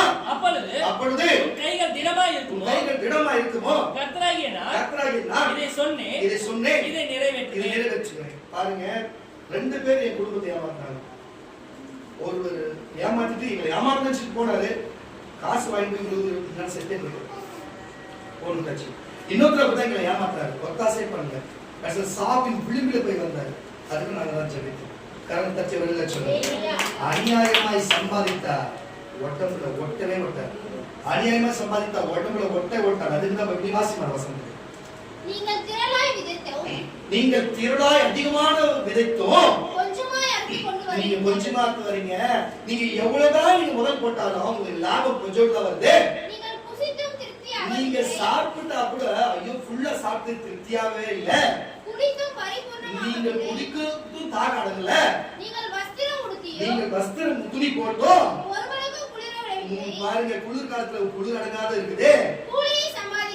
கூலியை வேலை செய்கிற கூலியை சம்பாதிக்கிறவன் பாருங்க, பாக்கிட்டு ஓட்டையான பையில ஓடுகிறவனாய் சம்பாதிக்கிறானே. கர்மம் தட்டி சொல்ல அப்ப ஊரை வச்சு உலக போட்டு அங்க ஏமாத்தி இங்க ஏமாத்தி பொய் சொல்லி ஏமாத்தி இதை ஏமாத்தி அதை ஏமாத்தி நம்ம செய்வோம்னா நம்ம பிள்ளைகள் எப்படிப்பட்டதா பிறக்கும், நம்ம குடும்பம் எப்படிப்பட்டதா இருக்கும், நம்ம வம்சம் எப்படிப்பட்டதா இருக்கும். நீங்களே யோசனை பண்ணி பாருங்க. காவல்துறையில இருக்கிற எத்தனையோ பிள்ளைகளுக்கு மூல வளர்ச்சியில்லாத பிள்ளைகளுக்கு, ஊனமற்ற பிள்ளைகளா இருக்கும், இப்படிப்பட்ட கஷ்டமான பிள்ளைகளா இருக்கும், போய் பணத்தை ஒவ்வொரு நாள் நோய்வாய்ப்பட்ட பிள்ளைகள் இருக்கும், எதனா ஒரு பிரச்சனையா இருக்கும். பாருங்க, ஒரு பாட்ராக்கு குடும்பமே கேன்சர் வந்தது. சில நேரத்துல அரசர் அண்டை கொள்வார், தேவன் நின்று கொள்ளுன்னு சொல்லுவாங்க. இப்பதான் அப்படி கிடையாது. கண்ணுக்கு முன்னாடியும் நடக்குது, இம்மையிலும் நடக்குது, மறுமையிலும் நடக்குது. புரிஞ்சுங்க, இம்மையிலும் நல்ல இம்மையும் நல்லா இருப்ப, மறுமையில இயேசு வரும்போது நீ நல்லா இருப்ப. நல்ல பேரை சம்பாதி. உலகத்துல மனுஷியா பார்த்தா நல்ல பொண்ணு, நல்ல உத்தமமான பொண்ணு, ஒழிய செய்யற பொண்ணு, கீழ்படுகிற பொண்ணு, இதுவரை சம்பாதிச்ச இனிமேலும் அந்த நல்ல பேர் சம்பாதி. இயேசு அவங்க கூட இருப்பாரு. நல்ல மகன், நல்லவன், ஒழிய செய்யறவன், கரெக்டா இருக்கிறவன், கரெக்டா பேசுவான், கரெக்டா இருப்பான். நீ நல்ல பேச யாரு அடிச்சா ஒரு கருத்து மறுக்கட்டு புடிச்சு சொன்னாரு. நம்ம தெய்வம் அடி வாங்குன்னு சொன்னாரு. நீ அடின்னு சொல்லல, அதுல வாங்கினாலும் அடிச்சவன் உயிரோடு இருப்பானா அது தேவன் பார்த்துப்பாரு. புரியுதா இல்லையா? தயவு செய்து வாழ்ந்தா ஒரே இதுவா வாடு, நல்ல பேரை சம்பாதி, புண்ணியத்தை தேடு, பிச்சைக்காரனுக்கு பிச்சை கொடு, ஏழை இல்லாதவங்களுக்கு கொடு, கொடுப்பாங்க திருப்பி கொடுப்பாங்கன்னு சுயநலமா செய்யாத, பொதுநலமா நல்லது நினைச்சு செய்யி, எது செய்ய கத்தருக்கு செய்யி, சபைக்கு செய்யி, பிச்சைக்காரனுக்கு செய்யி, ஊழியத்துக்கு செய்யி, சுவிசேஷத்துக்கு சொல்லு, இது எல்லாத்தையும் செலவு செய்யி, இப்படிப்பட்ட காரியத்தை சம்பாதி. நீ போய் சுவிசேஷம் சொல்லு. நீ சுவிசேஷம் உன் பைக்கிட்டு இருக்கிற காசு காலத்துக்கு புரியுதா இல்லையா? புரியுதா இல்லையா? ஆமென் அல்லேலூயா சொல்லு. உன் பாக்கெட்ல இருக்கிற காசு அதை கொடுத்து அவங்கள வந்து வாங்கு, அது சம்பாதி போய் சுவிசேஷம் சொல்லு, அவன் சபைக்கு கூட்டிட்டு வா, அவன் சபைக்கு இட்டுன்னு வா. நீ வர வச்சுக்கல, ஒவ்வொருத்தருக்கு 2 வர 3 வர எல்லாத்தையும் வச்சிருக்கீங்களே, நீங்க உங்ககிட்ட இருந்த தாளந்து வெள்ளி காசு நீங்க கொடுத்து அவன் சம்பாதிச்சு கொண்டு வாங்க. அப்போ உங்களுக்கு அந்த கொடுக்கப்பட்ட பணம் உங்களுக்கு பெருகும். இல்லைன்னு சொன்னா அது கம்முன்னு வச்சது நான் பெருகாது. தயவு செய்து புரிஞ்சுக்கொள்ளுங்க கர்த்தருடைய பிள்ளைகளே. அப்ப 2 காரியம் இருக்குது. வாழும் பொழுதும் எப்படி நல்ல பேர் சம்பாதிக்கணும், பரலோகத்திலும் பொக்கிஷத்தை சேர்த்து வைக்கணும். அல்லேலூயா. கிறிஸ்தவ அந்த 2 காரியம் இருக்குது. காரணம் தட்டி ஒரு எல்லாம் சொல்லுவோமாக. அப்போ இவ்வளவு நேரமா பேசுறேன், ஆதாரத்தோட ஒரு கருத்தை சொல்ல. அப்போ ஒரு மனுஷனை சம்பாதிக்கணும், ஞானத்தை சம்பாதிக்கணும், அறிவை சம்பாதிக்கணும், புத்தியை சம்பாதிக்கணும், அவர் வார்த்தையை கேட்டு அந்த வார்த்தையை கேட்டு நடக்கணும், அந்த வார்த்தையை சம்பாதிக்கணும். இந்த வேத வசனத்தை சம்பாதிக்க வேண்டும். அல்லேலூயா. வாசிக்கிறோம் நீதிமொழிகள் புஸ்தகம் 4ஆம் அதிகாரம் 5. நீதிமொழி புஸ்தகம் 4ஆம் அதிகாரம் 5ல இருந்து சுமார் ஒரு 7-8 வரை அவர் தொடர்ந்து வாசிங்க. சீக்கிரமா புரியுது. முடிச்சோம். ஞானத்தை சம்பாதி, கரங்களை தட்டு, கரங்களை தட்டு. அப்ப மனுஷன் பூமியில பாருங்க முட்டாளா இருக்க கூடாது. எப்படி கூமுட்டையா போடுதோங்க, முட்டாளா இருக்க கூடாது. ஞானம் அறிவோடு இருக்கணும். அந்த அறிவு எங்க இருக்கு? இதுல இருக்கு. இந்த 66 புத்தகத்துல இருக்குது அறிவு. அப்போ ஞானம் தான் இருக்கு. அப்ப நீ எதை சம்பாதிக்கணும்? நீ பாசிடா. எதை சம்பாதிக்கணும்? ஞானத்தை சம்பாதிக்கணும். புத்தியை சம்பாதி. புத்தி அப்படின்னா புரிஞ்சுச்சா? ஞானம் வேற, புத்தி வேற. புத்தி என்னன்னு சொல்றா? ஒன் பேசக்கூடாது, பாக்குறவங்க பேசக்கூடாது, பாக்குறவங்க பண்ணி வைக்க கூடாது, பல்ல காட்டக்கூடாது. புரியுதா இல்லையா? பாக்குற பொண்ணு எல்லாம் சொல்லிட்டு நாக்கு பங்கு போடக்கூடாது. ஒரு பொண்ணு நாய்க்கு போதுனா ஆண் நாய்க்கு வந்து நாக்கு போட்டு போகுது. அது மாதிரி போகக்கூடாது. நான் ஒரு மாதிரி பேசுறேன்னா இன்னும் அதிகமா பேசுவேன். எதுக்கு சொன்னேன்? இது மாதிரி எல்லாம் போனீங்கன்னா நல்ல பேர் சம்பாதிக்கிறது இல்லையா? புரியுதா இல்லையா? இதெல்லாம் நல்ல பேர் சம்பாதிக்கிறதா? அந்த மாதிரி சம்பாதிக்கிறது. அல்லேலூயா. நேத்து வரையும் வேற இதுக்கப்புறம் ஒழுங்கா இருந்தோம். இங்க என்ன இருக்கணும்? அப்படி இருக்க முடியாதுதான் ஓடி போச்சுங்க. நிறைய ஓடி போட்டோம், ஓடி போட்டோம். தீவிர கேட்டுனா ஓடி போனதுங்களா? அல்லேலூயா. நீங்க அப்படி இல்லை. அப்படி இருக்கிறவங்க தெளிவுபடுத்தி அவங்க மனசை மாத்தி இயேசு இடத்தை சம்பாதித்துக் கொண்டு வந்து சேர்ந்த பிள்ளைகள் நீங்க உற்சாகமா கேட்கிறீங்க. உற்சாகமா கேட்கிறீங்க. ஆசீர்வாதம். ஞானத்தை சம்பாதி, ஞானத்தை சம்பாதி, புத்தியையும் சம்பாதி, புத்தியை சம்பாதி. என் வாயின் வார்த்தைகளை, என்னுடைய வாயின் வார்த்தைகளை மறவாமலும், என் வாயின் வார்த்தைகளை மறவாமலும், என் வாயின் வார்த்தைகளை மறவாமலும், மறவாமலும், விட்டு விலகாமலும் இரு. விட்டு விலகாமல் இவ்வளவு நல்லா பேசுங்க. விட்டு விலகாமல் இரு. அதை விடாதே, அதை விடாதே. அது உன்னை தற்காக்கும். அதுதான் வார்த்தையும் வசனமும் தரிசனம் நேர்த்திக்கு உன்னை தற்காக்கும். அதுவே பிரியமாயிரு. அது வசனத்தின் மேல் பிரியமாயிரு. அது உன்னை காத்துக்கொள்ளும். இது உன்னை காத்துக்கொள்ளும். ஞானமே முக்கியம். ஞானமே முக்கியம். ஞானமே முக்கியம். ஞானத்தை சம்பாதி, ஞானத்தை சம்பாதி, ஞானத்தை சம்பாதி, ஞானத்தை சம்பாதி. எத்தனை வருஷமா? எண்ணத்தை சம்பாதித்தாலும், எதை சம்பாதித்தாலும், புத்தியை சம்பாதித்துக்கொள். புத்தியை சம்பாதித்துக்கொள். எதை சம்பாதித்தாலும் புத்தியை சம்பாதித்துக்கொள். நல்ல புத்தி, நல்ல புத்தி சொல்லுங்க. நல்ல புத்தி, ஈன புத்தி இல்ல. புரியுதுங்களா? நல்ல புத்தி சம்பாதித்துக்கொள். நீ அதை மேன்மைப்படுத்து, நீ அதை மேன்மைப்படுத்து. அது உன்னை மேன்மைப்படுத்தும். அது உன்னை மேன்மைப்படுத்தும். நீ அதை தழுவி கொண்டால், நீ அதை தழுவி கொண்டால் அது உன்னை கனம் பண்ணும். அது உன்னை கனம் பண்ணும். அல்லேலூயா. காரணம் தட்டி ஒரு இலட்சணம் முடிச்சலாமா? நீதிமொழிகள் புஸ்தகம் 16 வாசி முடிச்சலாம். ஒரு 5 வருஷம். பொன்னை சம்பாதிப்பதிலும், கரங்களை தட்டி ஒரு இலட்சணம். அப்போ நீ பொண்ணு, வெள்ளி, அழகு, ஆஸ்தி, அந்தஸ்து சம்பாதிக்கிறதுக்கு வாசி பசங்க பொன்னை சம்பாதிப்பதிலும், ஞானத்தை சம்பாதிப்பது. கரங்களை தட்டி 2 வாட்டி ஒரு ஞானம். அப்போ ஞானம் எங்க இருக்கு? இங்க இருக்குது. ஞானம் யாருடையது? கர்த்தருடையது. அல்லேலூயா. வாசியா. ஞானத்தை சம்பாதிப்பது, ஞானத்தை சம்பாதிப்பது எவ்வளவு உத்தமம், எவ்வளவு உத்தமம் அது. வெள்ளியை சம்பாதிப்பதிலும், வெள்ளியை சம்பாதிப்பதிலும், புத்தியை புத்தியை சம்பாதிப்பது எவ்வளவு மேன்மை. எவ்வளவு மேன்மை. தீமையை விட்டு விலகுவது, தீமையை விட்டு விலகுவது செம்மையானவர்களுக்கு, உண்மையா நல்லவங்களுக்கு சமமான பாதை, சமமான நல்ல பாதை. தன் நடையை கவனித்திருக்கிறவன். அதான் சொல்றேன். நீ பேசுறது, நடக்கிறது, திரும்பி பார்க்கிறது, என்ன பண்றது எல்லாத்தையும் உன் நடையை கவனித்திருப்பது ஆத்மாவை காக்கிறார். அவர்களை தட்டி சரித்து மட்டும் இல்ல, உன் ஆத்மாவும் பரலோகத்துக்கு போற ஆத்மா காக்கிற. எப்படி இருக்க போறீங்க? கரெக்டா இருப்பீங்களா? எப்படி இருப்பீங்க? அப்படி எப்படி இருக்குமா? ரெண்டாவது எப்படி இருப்பீங்க? இருக்குது ஓடிச்சுங்களா? இருப்பீங்களா? இருக்கீங்களா? காரணம் தட்டி வரல சொல்லு. நீங்க எப்படி இருப்ப? பாயிண்ட் முடிச்சதா? சொல்லுங்க. எதுக்கு இந்த கைக்கு தரப்பிடாது கருத்துக்கள் சொல்லுங்க. எதுக்கு இதை சொல்லுங்க கத்தோலிக்க பிள்ளைங்களே? இதுதான் விஷயம். நம்ம வந்து நடையை காத்துக்கணும்.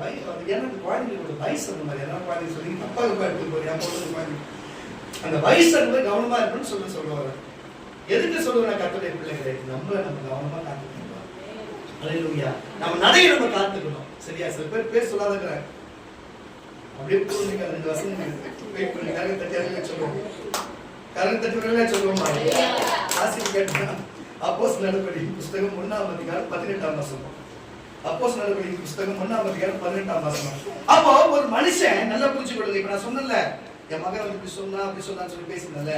அப்ப இப்ப சொல்றேன் 9 வரத்தை தேவன் கொடுத்திருக்காரு. இந்த வரத்தை போயிட்டு அப்போஸ்தலர்கிட்ட போய் ஒருத்தன் கேட்கிறான், நான் கோடி கோடியா பணத்தை கொடுக்குறேன்னா உனக்கு இவ்வளவு பொருளை கொடுக்குறேன், அந்த வரத்தை எனக்கு கொடுன்னு சொல்லி எனக்கு நீ உனக்கு இருக்கிறது என் மேல கையை வச்சு விடு இப்போன்னு சொல்லி யார் மேல கை வச்சு உனக்கு கிரியை செய்யும். யார் எவனும் தெரியல. அல்லேலூயா. அப்போ சொல்ல உன் பணம் உன்னோடு போய் நாசமாய் போக கடவுது என்று சொல்லி பணத்தினால ஒரு வரத்தை சம்பாதிக்க முடியுமா? பணம் கொடுத்தா வந்துருமா? பணம் இன்னைக்கு வரும் நாளைக்கு போகும். ஆமா நல்ல சொல்லு. பணம் வருமா? அப்படி கிருபை வருமா? தேவன் வருவாரா? தேவன் பேசுவாரா? தேவன் பணம் கொடுப்பாரா? செவ்வாய் கிரகத்துக்கு போகலாம், சந்திர கிரகத்துக்கு போகலாம், பரலோகத்துக்கு போக முடியுமா? காசு இருந்தா பில்கேட்ஸ் போகலாம், அம்பானி போகலாம். மணிக்கு அடிக்கடி சொல்லுவாங்க அந்த பணக்கார பேர் என்ன? மணிக்கானா? பில்கேட்ஸ். அவர் சொல்லுவாங்க கரெக்டா? Elon Musk. எதுக்கு இதை சொல்றேன்னா அவருக்கு கொஞ்சம் க்ளோஸ். எதுக்கு சொல்றேன்னா அவருடைய எக்ஸாம்பிள் கொடுக்குறாரு. எதுக்கு இதை சொல்றேன்னா அப்ப அவங்கதான் போக முடியும். எங்க? செவ்வாய் கிரகத்துக்கு. எங்க? சந்திர கிரகத்துக்கு, சூரிய கிரகத்துக்கு போக முடியும். சொல்றேன் உங்களுக்கு. எதுக்கு இதை சொல்றேன்னா அதுக்கு தான் சொல்றேன். ஷார்ட்டா சொல்றேன், புரிஞ்சுக்கணும். எதுக்கு சொல்றேன்? பரலோகத்துக்கு போக முடியுமா? பரலோகத்துல அவன் என்னத்தை சம்பாதித்து பணத்தை கொடுத்தாலும் போக முடியாது. பரலோகத்துக்கு போனா பரிசுத்தத்தை சம்பாதிக்கணும், நீதியை சம்பாதிக்கணும், இயேசுவை சம்பாதிக்கணும், பரிசுத்தத்தை சம்பாதிக்கணும், பிதாவை சம்பாதிக்கணும், அது வசனத்தை சம்பாதிக்கணும், உண்மையை சம்பாதிக்கணும், நீதியை சம்பாதிக்கணும். இதெல்லாம் சம்பாதிச்சா போலாம். பணம், காசு, துட்டு, மணி சம்பாதிச்சா அங்க போவே முடியாது. பார்த்து வாசி வசனத்தை. அநீதியின் கூலியினால் அவன் ஒரு நிலத்தை சம்பாதித்து பாருங்க இது என்ன காரியம்னா ஒரு நிலத்தை சம்பாதிச்சார். யாரு? இயேசுவை காட்டி கொடுத்த யூதாஸ் காரியத்தை எப்படி சம்பாதிச்சாரா? பொது வெள்ளி காசுக்கு இயேசுவை காட்டி கொடுத்து சம்பாதிச்சாங்க. அந்த வாங்கி போட்ட இடம் வாங்கி ஒரு இடம் வாங்கி போட்டு அந்த காசை தூக்கி போட்ட இடம் இன்னைக்கு சாபமான இடமா இருக்கலாம். அப்போ காட்டி கொடுத்து சம்பாதிக்கிறவன், கொஞ்சம் கூட்டி கொடுத்து சம்பாதிக்கிறவன், ரூட்டு கொடுத்து சம்பாதிக்கிறவன், போதை விட்டு சம்பாதிக்கிறவன், உடம்பு விட்டு சம்பாதிக்கிறவன், இவங்க எல்லாம் சம்பாதனைலாம் ஒரு வேலை பணம் இருக்கலாம், செல்வத்தில் இருக்கலாம். ஆனா இயேசு சொல்ற இடத்துக்கு வர முடியுமா? இப்பதான் இன்னைக்கு பணம் காசோடு இருக்கலாம், கழுத்துல கெட்டு உங்களுக்கு வெளிச்சப்பட்டுருக்கலாம், கெட்டான கழுத்துல இருந்து சடப்பட்டுருக்கலாம், அல்லேலூயா, பெரிய பிரேஸ்லெட் போட்டுருக்கலாம், அல்லேலூயா. அவ்வளவு வாங்க முடியுமா? சான்ஸே இல்லை. இன்னைக்கு உட்காந்துக்கிற நீங்க 10 பாத்திரம் தேய்க்கலாம், நீங்க பாத்ரூம் கழுவலாம், நீங்க ஒரு மெக்கானிக் வேலை செய்யலாம், ஒரு ஆட்டோ ஓட்டலாம், நீங்க எல்லாம் கஷ்டப்படலாம். ஆனா இன்னைக்கு மட்டும் எதுவும் இல்லாம இருக்கலாம். நீங்க வந்து இன்னைக்கு ஒரு வாடகை வீட்டுல நீங்க இருக்கலாம், ஒரு சொந்த வீடு இல்லாம இருக்கலாம், இன்னைக்கு வேணா உங்களுக்கு கடன் பிரச்சனையோட இருக்கலாம். ஆனா எது இருந்தாலும் இல்லைனாலும் இயேசு கூட இருக்கிறார். நீ பரிசுத்தமா போடுங்க. அமர்ந்திருக்கிற எல்லாரும் பத்தினியாகவும் எல்லாரும் உத்தமியாகவும் எல்லாம் உத்தமனாகவும் கத்தர் வச்சுக்கிறாருன்னா அவர் ரத்தத்தினால உங்களை சம்பாதிச்சது. எல்லா பத்தினியும் உத்தமமா ஒரு உத்தமையா வாழ்றாங்கன்னா எப்படி? எல்லாரும் கத்தர் ரத்தத்தால கழுவி சுத்திகரிச்சு எல்லாருமே அவருடைய ரத்தத்தால சம்பாதிச்சு வச்சது. அதனால நீயும் நானும் பரிசுத்தமா இருக்கணும். இனி அதை தப்பு செய்யக்கூடாது கத்தர் எச்சரிக்கிறார். எச்சரிக்கை செய்யணும். நீ செய்யல, இப்ப எதுவுமே கரெக்டா இருக்கீங்க, உங்களால எந்த குறையும் கிடையாது. நீ திருடல, திருடி சம்பாதிக்கல, பொய் சொல்லி சம்பாதிக்கல, போதை விட்டு சம்பாதிக்கல, உடம்பு விட்டு சம்பாதிக்கல, நீ எந்த தப்பு செஞ்சு சம்பாதிக்கல, யார் யாரும் சம்பாதிக்கல, கஷ்டப்பட்டு சம்பாதிக்கல, அதுலயும் கடவுளுக்காக ஒரு காசு உதவி செய்யற, ஏழைகளுக்கு ஏதோ ஒரு உதவி செய்யற, உங்களுக்கு இருக்கிற கஷ்டத்துல எல்லாத்துக்கும் நீ செய்யற, நீ கரெக்டா இருக்கிற. ஆனா உன்னை கற்று விட்டுருவாங்க சொல்லி கற்று விட்டுருவேன் சொல்லு. பூமியிலே இங்க இருக்கும்போது எல்லாருக்கும் நல்ல பேருத்துவார், சபையில நல்ல பேருத்துவார். இன்னும் அதை அப்படியே மெயின்டைன் பண்ணலாம். கர்த்தர் உன்னை பலப்படுத்துவார், உன்னை ஆசீர்வதிப்பார். கூட இருந்தே இயேசுவை காட்டி அந்த வேலை நம்ம செய்யறத சபைக்கு ரெண்டாகும், சபையார் குடும்பத்துக்கு ரெண்டாகும், உடைய குடும்பம் ரெண்டாகும் பண்ணக்கூடாது. புரிஞ்சு கொடுக்காது, புரிஞ்சு கொடுக்கும். நம்மளால மற்றவங்களுக்கு இதே கொடுக்கூடாது. எது வந்தாலும் நம்ம நின்று தாங்கணும். ஏதோ உள்ள வந்துட்டோம், எது வந்தாலும் அது நின்று அது பேஸ் பண்ணணும். ஆமாவா இல்லையா? ஊழியக்கார குடும்பத்துக்கு பேஸ் பண்ணி நிற்கணும். பார்த்துக்க நான் பார்த்து நான் இருக்குன்னு சொல்லி புரிதா இல்லையா? கழட்டி ஓடி போய் கஷ்டப்பட்டு கொஞ்சம் வாசி வரவசம். அநீதியின் கூலியினால் அவன் ஒரு நிலத்தை சம்பாதித்து தலைகீழாக விழுந்தான். அவன் வயிறு வெடித்தது, உடல் எல்லாம் சரிந்து போயின. அப்ப கூட அவன் மேல அன்பு பதிவு காரணம் தச்சு உடனே சொல்லுங்க. 4 பேர் அவன் சாவல, தனக்கு கூட விழுந்து செத்துருக்கான். தூக்கு போட சாகல, அவன ஆக்சிடென்ட்ல செத்துருக்கான். ஏசப்பா நல்ல இல்லவே இல்லை பூமி. அவன் முந்திதான் நம்ம வலைமுடியா. அப்போ இன்னைக்கு வந்திருக்கிற தேவ கருத்துக்கு கர்த்தர் வார்த்தை கொடுத்துருக்கிறாரு, பியூலாக்கு வார்த்தை கொடுத்துருக்கிறாரு, குளோரிக்கு வார்த்தை கொடுத்துருக்காரு, விக்கிக்கு வார்த்தை கொடுக்குறாரு, ரம்யாக்கு வார்த்தை கொடுத்துருக்காரு, விஸ்வாக்கு வார்த்தை கொடுத்துருக்கிறாரு, எங்க அபி உட்காந்து கற்ப உட்காந்து வார்த்தை கொடுக்க போறாரு. அது போல யார்த்தையும் விட்டுனா இங்க இருக்கிற எல்லாருக்கும் கர்த்தர் வார்த்தை கொடுத்துருக்காரு. அது மட்டும் தேவ மகிமைக்கு வார்த்தை கொடுத்துருக்காரு. இருக்கிறவங்க சாப்பிட்டு கிளம்பி போயிட்டாங்க இருக்காங்க. இருக்காங்க சொல்லுங்க. அப்ப எல்லாருமே இருக்கிற எல்லாரும் வந்து இருக்கிறாங்க. அப்ப எல்லாருக்கும் வார்த்தை கொடுத்துருவாங்க. ஆமான்னு விசுவாசம் சொல்லுங்க. எந்த வார்த்தை நீ போய் பயன்படுத்தின? எந்த வார்த்தை பயன்படுத்தின? என்னது? எந்த வார்த்தை போய் பயன்படுத்தின? யார் உங்களால யார் சர்ச்சைக்கு வந்தது? யார் சர்ச்சைக்கு வந்தது? யார் நல்லா இருக்கிறாங்க? யார் வந்தது? நீங்களே சரியா வர மாட்டீங்க சர்ச்சைக்கு. உங்க குடும்பத்துல இருக்கிறாரு ஒண்ணும் இல்ல, உங்க அக்கா குடும்பம், தங்கச்சி குடும்பம், அண்ணன் குடும்பம், தம்பி குடும்பம் சொல்லப்படுற உங்க சொந்தக்கார குடும்பம் வந்தாலே சபை பத்தாது. ஒண்ணும் கிடையாது, ஒண்ணுமே இல்ல. தேவகாரத்துடைய அண்ணன் குடும்பம் வந்தாலே சபை பத்தாது. ஒண்ணு இல்ல, பியூலாவுடைய சொந்தக்கார குடும்பம் வந்து வச்சுக்கா சர்ச்சைக்கு வெளியே தான் நிக்கணும். அவ்வளவுதான். அதுபோல்தான் பாரு, நம்ம தேவகார குடும்பம் வந்து வச்சுக்கேன், நம்ம 2 டபுள் டக்கர் ஆக்கிக்கணும், மேலே கீழே அந்த மாதிரி இருக்குது. இப்ப எங்க குடும்பம் வந்து வச்சுக்கா, இந்த பில்டிங் வேணும், இந்த பக்கத்து பில்டிங் வேணும், எல்லாமே இங்கதான் இருக்குதான். ஆனா எதுவுமே வரமாட்டேங்குது. பத்தியா சொல்லுங்க கத்தோடைய பிள்ளைகள், தயவு செய்து நீங்க என்ன சொல்லக்கூடாதுன்னு நான் சொல்றேன். சொல்லுங்க இருக்குது, சொல்லுங்க கத்தோடைய இப்படி இருக்குதுங்க. நம்ம நேசிக்கிறபடினால சொல்லி இந்த தாளந்துகளை பயன்படுத்தணும், பெருக வைக்கணும், கொடுத்தது சம்பாதிக்கணும், அதை போட்டு போட்டு போட்டு போட்டு சம்பாதிக்கணும். 10,000 ரூபாய் வச்சிருந்து அதை வட்டி கொடுத்து சம்பாதிக்கிறது போல நம்ம இதை கொடுத்து சம்பாதித்து நம்ம ராஜா நம்ம கர்த்தர் இயேசு வரும்பொழுது அப்ப சம்பாதித்த முதலை கொடுத்து 10,000 ரூபாய் கொடுத்தாரு, 10,000 கொடுத்தணும், அதை வச்சு நம்ம 10 லட்சம் சம்பாதிச்சா நமக்கே கொடுத்துருவாரு. ஆமா, வெளியில சொல்லுங்க வாசிக்கலாம் வசனத்தை.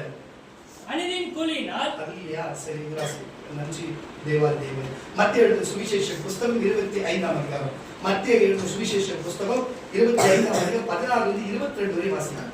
மத்தேயு எழுதின சுவிசேஷ புத்தகம் 25ஆம் அதிகாரம் 16 லிருந்து 22 வரை வாசிக்கலாம். 5 தாலந்தை வாங்கினவர் கரங்களை தட்டு.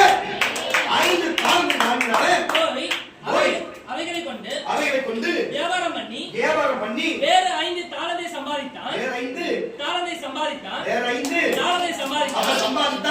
சம்பாதித்தான். 5 வாங்குறவன் சம்பாதிச்சான். வரம் வாங்குறீங்களா இல்லையா? நீ ஆத்மாவை சம்பாதிக்கணும் இல்லையா? அதுதான் நான் வாங்குறேன்னா பாருங்க. அப்படியே 2 தாலந்தை வாங்கினவன் வேற 2 தாலந்தை சம்பாதித்தான். ஒரு தாலந்தை வாங்கினவன் அவன் என்ன பண்ண பலன் ஒரு போஸ்ட் ஃப்ரீயா ஏசப்பு வந்துக்கிறாரு, தேவ வந்துக்கிறாரு. கரெக்டா ஐயோ நீ பொல்லாதாச்சே, உலகம் தான் பொல்லாது, அதுக்கு மேல யாராச்சே, அதான் நீ வந்து நச்சு கொடுத்து நோண்டி எடுத்து கரெக்டா கொடுத்துருவான். உண்மையா இருக்கிறார் அவரு. நான் உண்மையை யார்கிட்டையும் பேச மாட்டேன், நான் உத்தமையா இருப்பேன், நான் எதுவும் எங்கேயும் போக மாட்டேன், யார்கிட்ட நிற்க மாட்டேன். உங்க அதெல்லாம் எனக்கு தெரியாதா? ஒரு சுவிசேஷம் சொல்லுங்க, உடனே நல்லது எடுத்துருவான். போய் சுவிசேஷம் சொல்லுங்க, சொல்லுங்க. தம்பிகளா, தங்கச்சிமார்களே, அக்காமார்களே, சுவிசேஷம் சொல்லுங்க, சபை கொண்டு வாங்க. இதுதான் கிறிஸ்தவுக்கு நீங்க செய்த நன்றி கடன். வாசிக்கிட்ட ஒரு தாளந்தை வாங்கினவன் போய் நிலத்தை தோண்டி தன் எஜமானுடைய பணத்தை புதைத்து வைத்தான். வெகு காலமான பின்பு அந்த ஊழியக்காரனுடைய எஜமான் திரும்பி வந்து அவர்களிடத்திலே கணக்கு கேட்டான். அப்பொழுது 5 தாளந்தை வாங்கினவன் வேற 5 தாளந்தை கொண்டு வந்து, ஆண்டவனே 5 தாளந்தை என்னிடத்திலே ஒப்புவித்து அவைகளை கொண்டு நல்ல கேட்டுங்க அவர் எப்படி சொல்றாரு பாருங்க வாசி அவைகளை கொண்டு இதோ வேறு 5 தாலந்தை சம்பாதித்தேன் என்றான் அவனுடைய எஜமான் அவனை நோக்கி நல்லது உத்தமம் உண்மையுள்ள ஊழியக்காரனே கொஞ்சத்தில் உண்மையாயிருந்தாய் அநேகத்தின் மேல் உன்னை அதிகாரியாக வைப்பேன்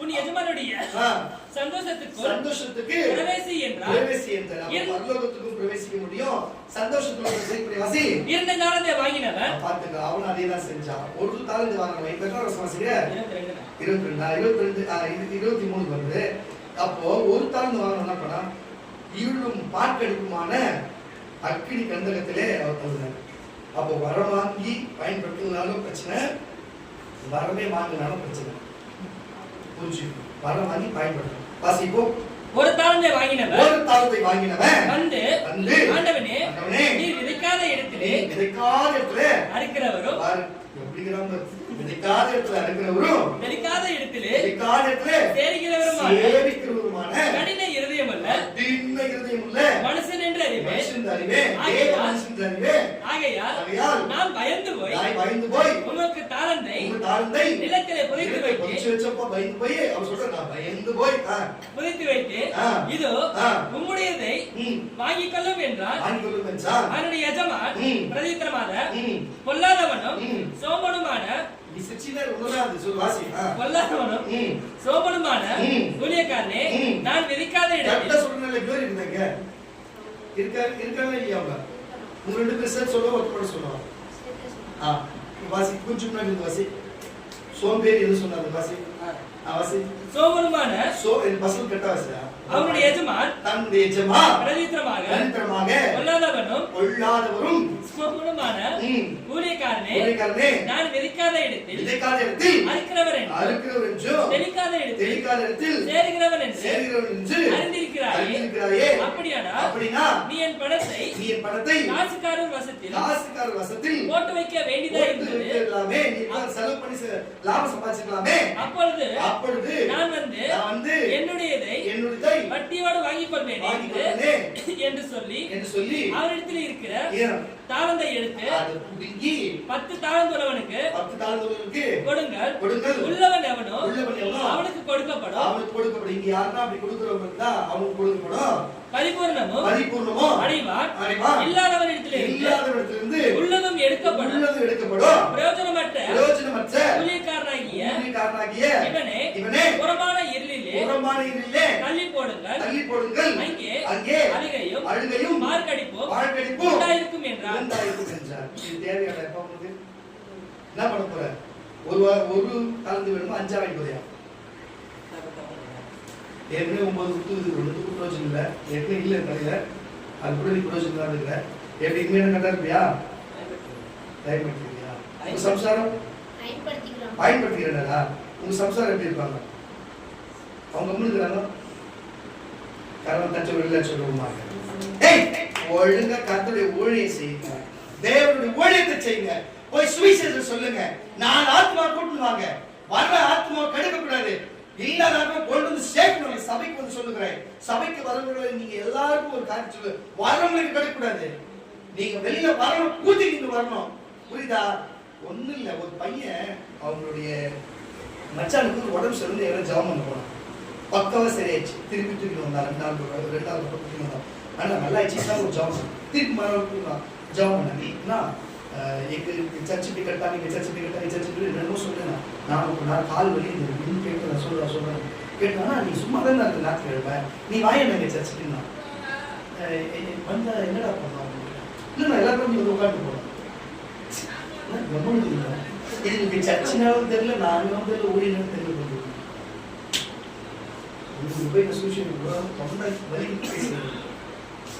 ஒரு விசுவாசி பையன், விசுவாசி நான் ஒரு அப்போஸ்தல என்ன பார்த்து நான் சொல்றேன், அவங்க சர்ச்சில் நான் உட்காரணுமா?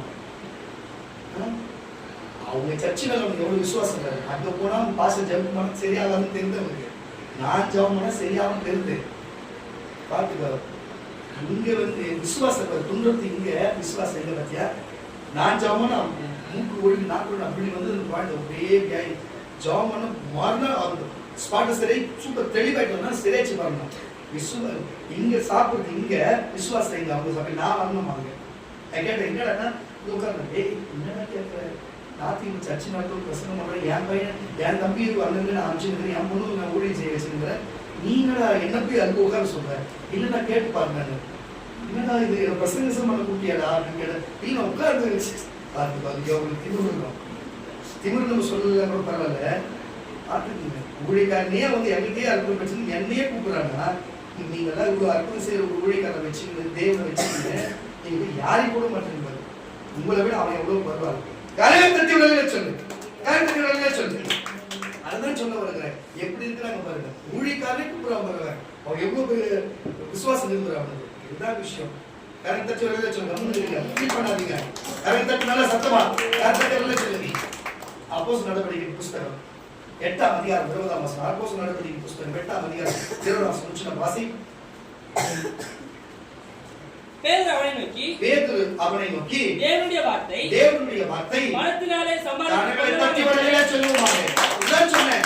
மனுஷனுக்கு தாளந்து என்னும் சொல்லப்படுகிற வார்த்தை உங்களுக்கு கொடுத்துருந்தோமே, அந்த வார்த்தை பிரயோஜனப்படுத்தாம இருந்தீங்களே. ஆனா அந்த பிரயோஜனம் இருக்கிறது தெரிஞ்சவன் பணத்தை கொடுத்து கேட்கறான். நல்லா புரியுதா இல்லையா? பணத்தை கொடுத்து கேட்கிறவன் பணமும் நீ நாசமா போன பேர் சபிக்கிறாரு. ஆனா இந்த வார்த்தை கொடுத்து வார்த்தை பிரயோஜனம் இல்லாத இருக்கிறவனுக்கு நம்ம என்னத்த பண்றது? நீங்களா சொல்லுங்க.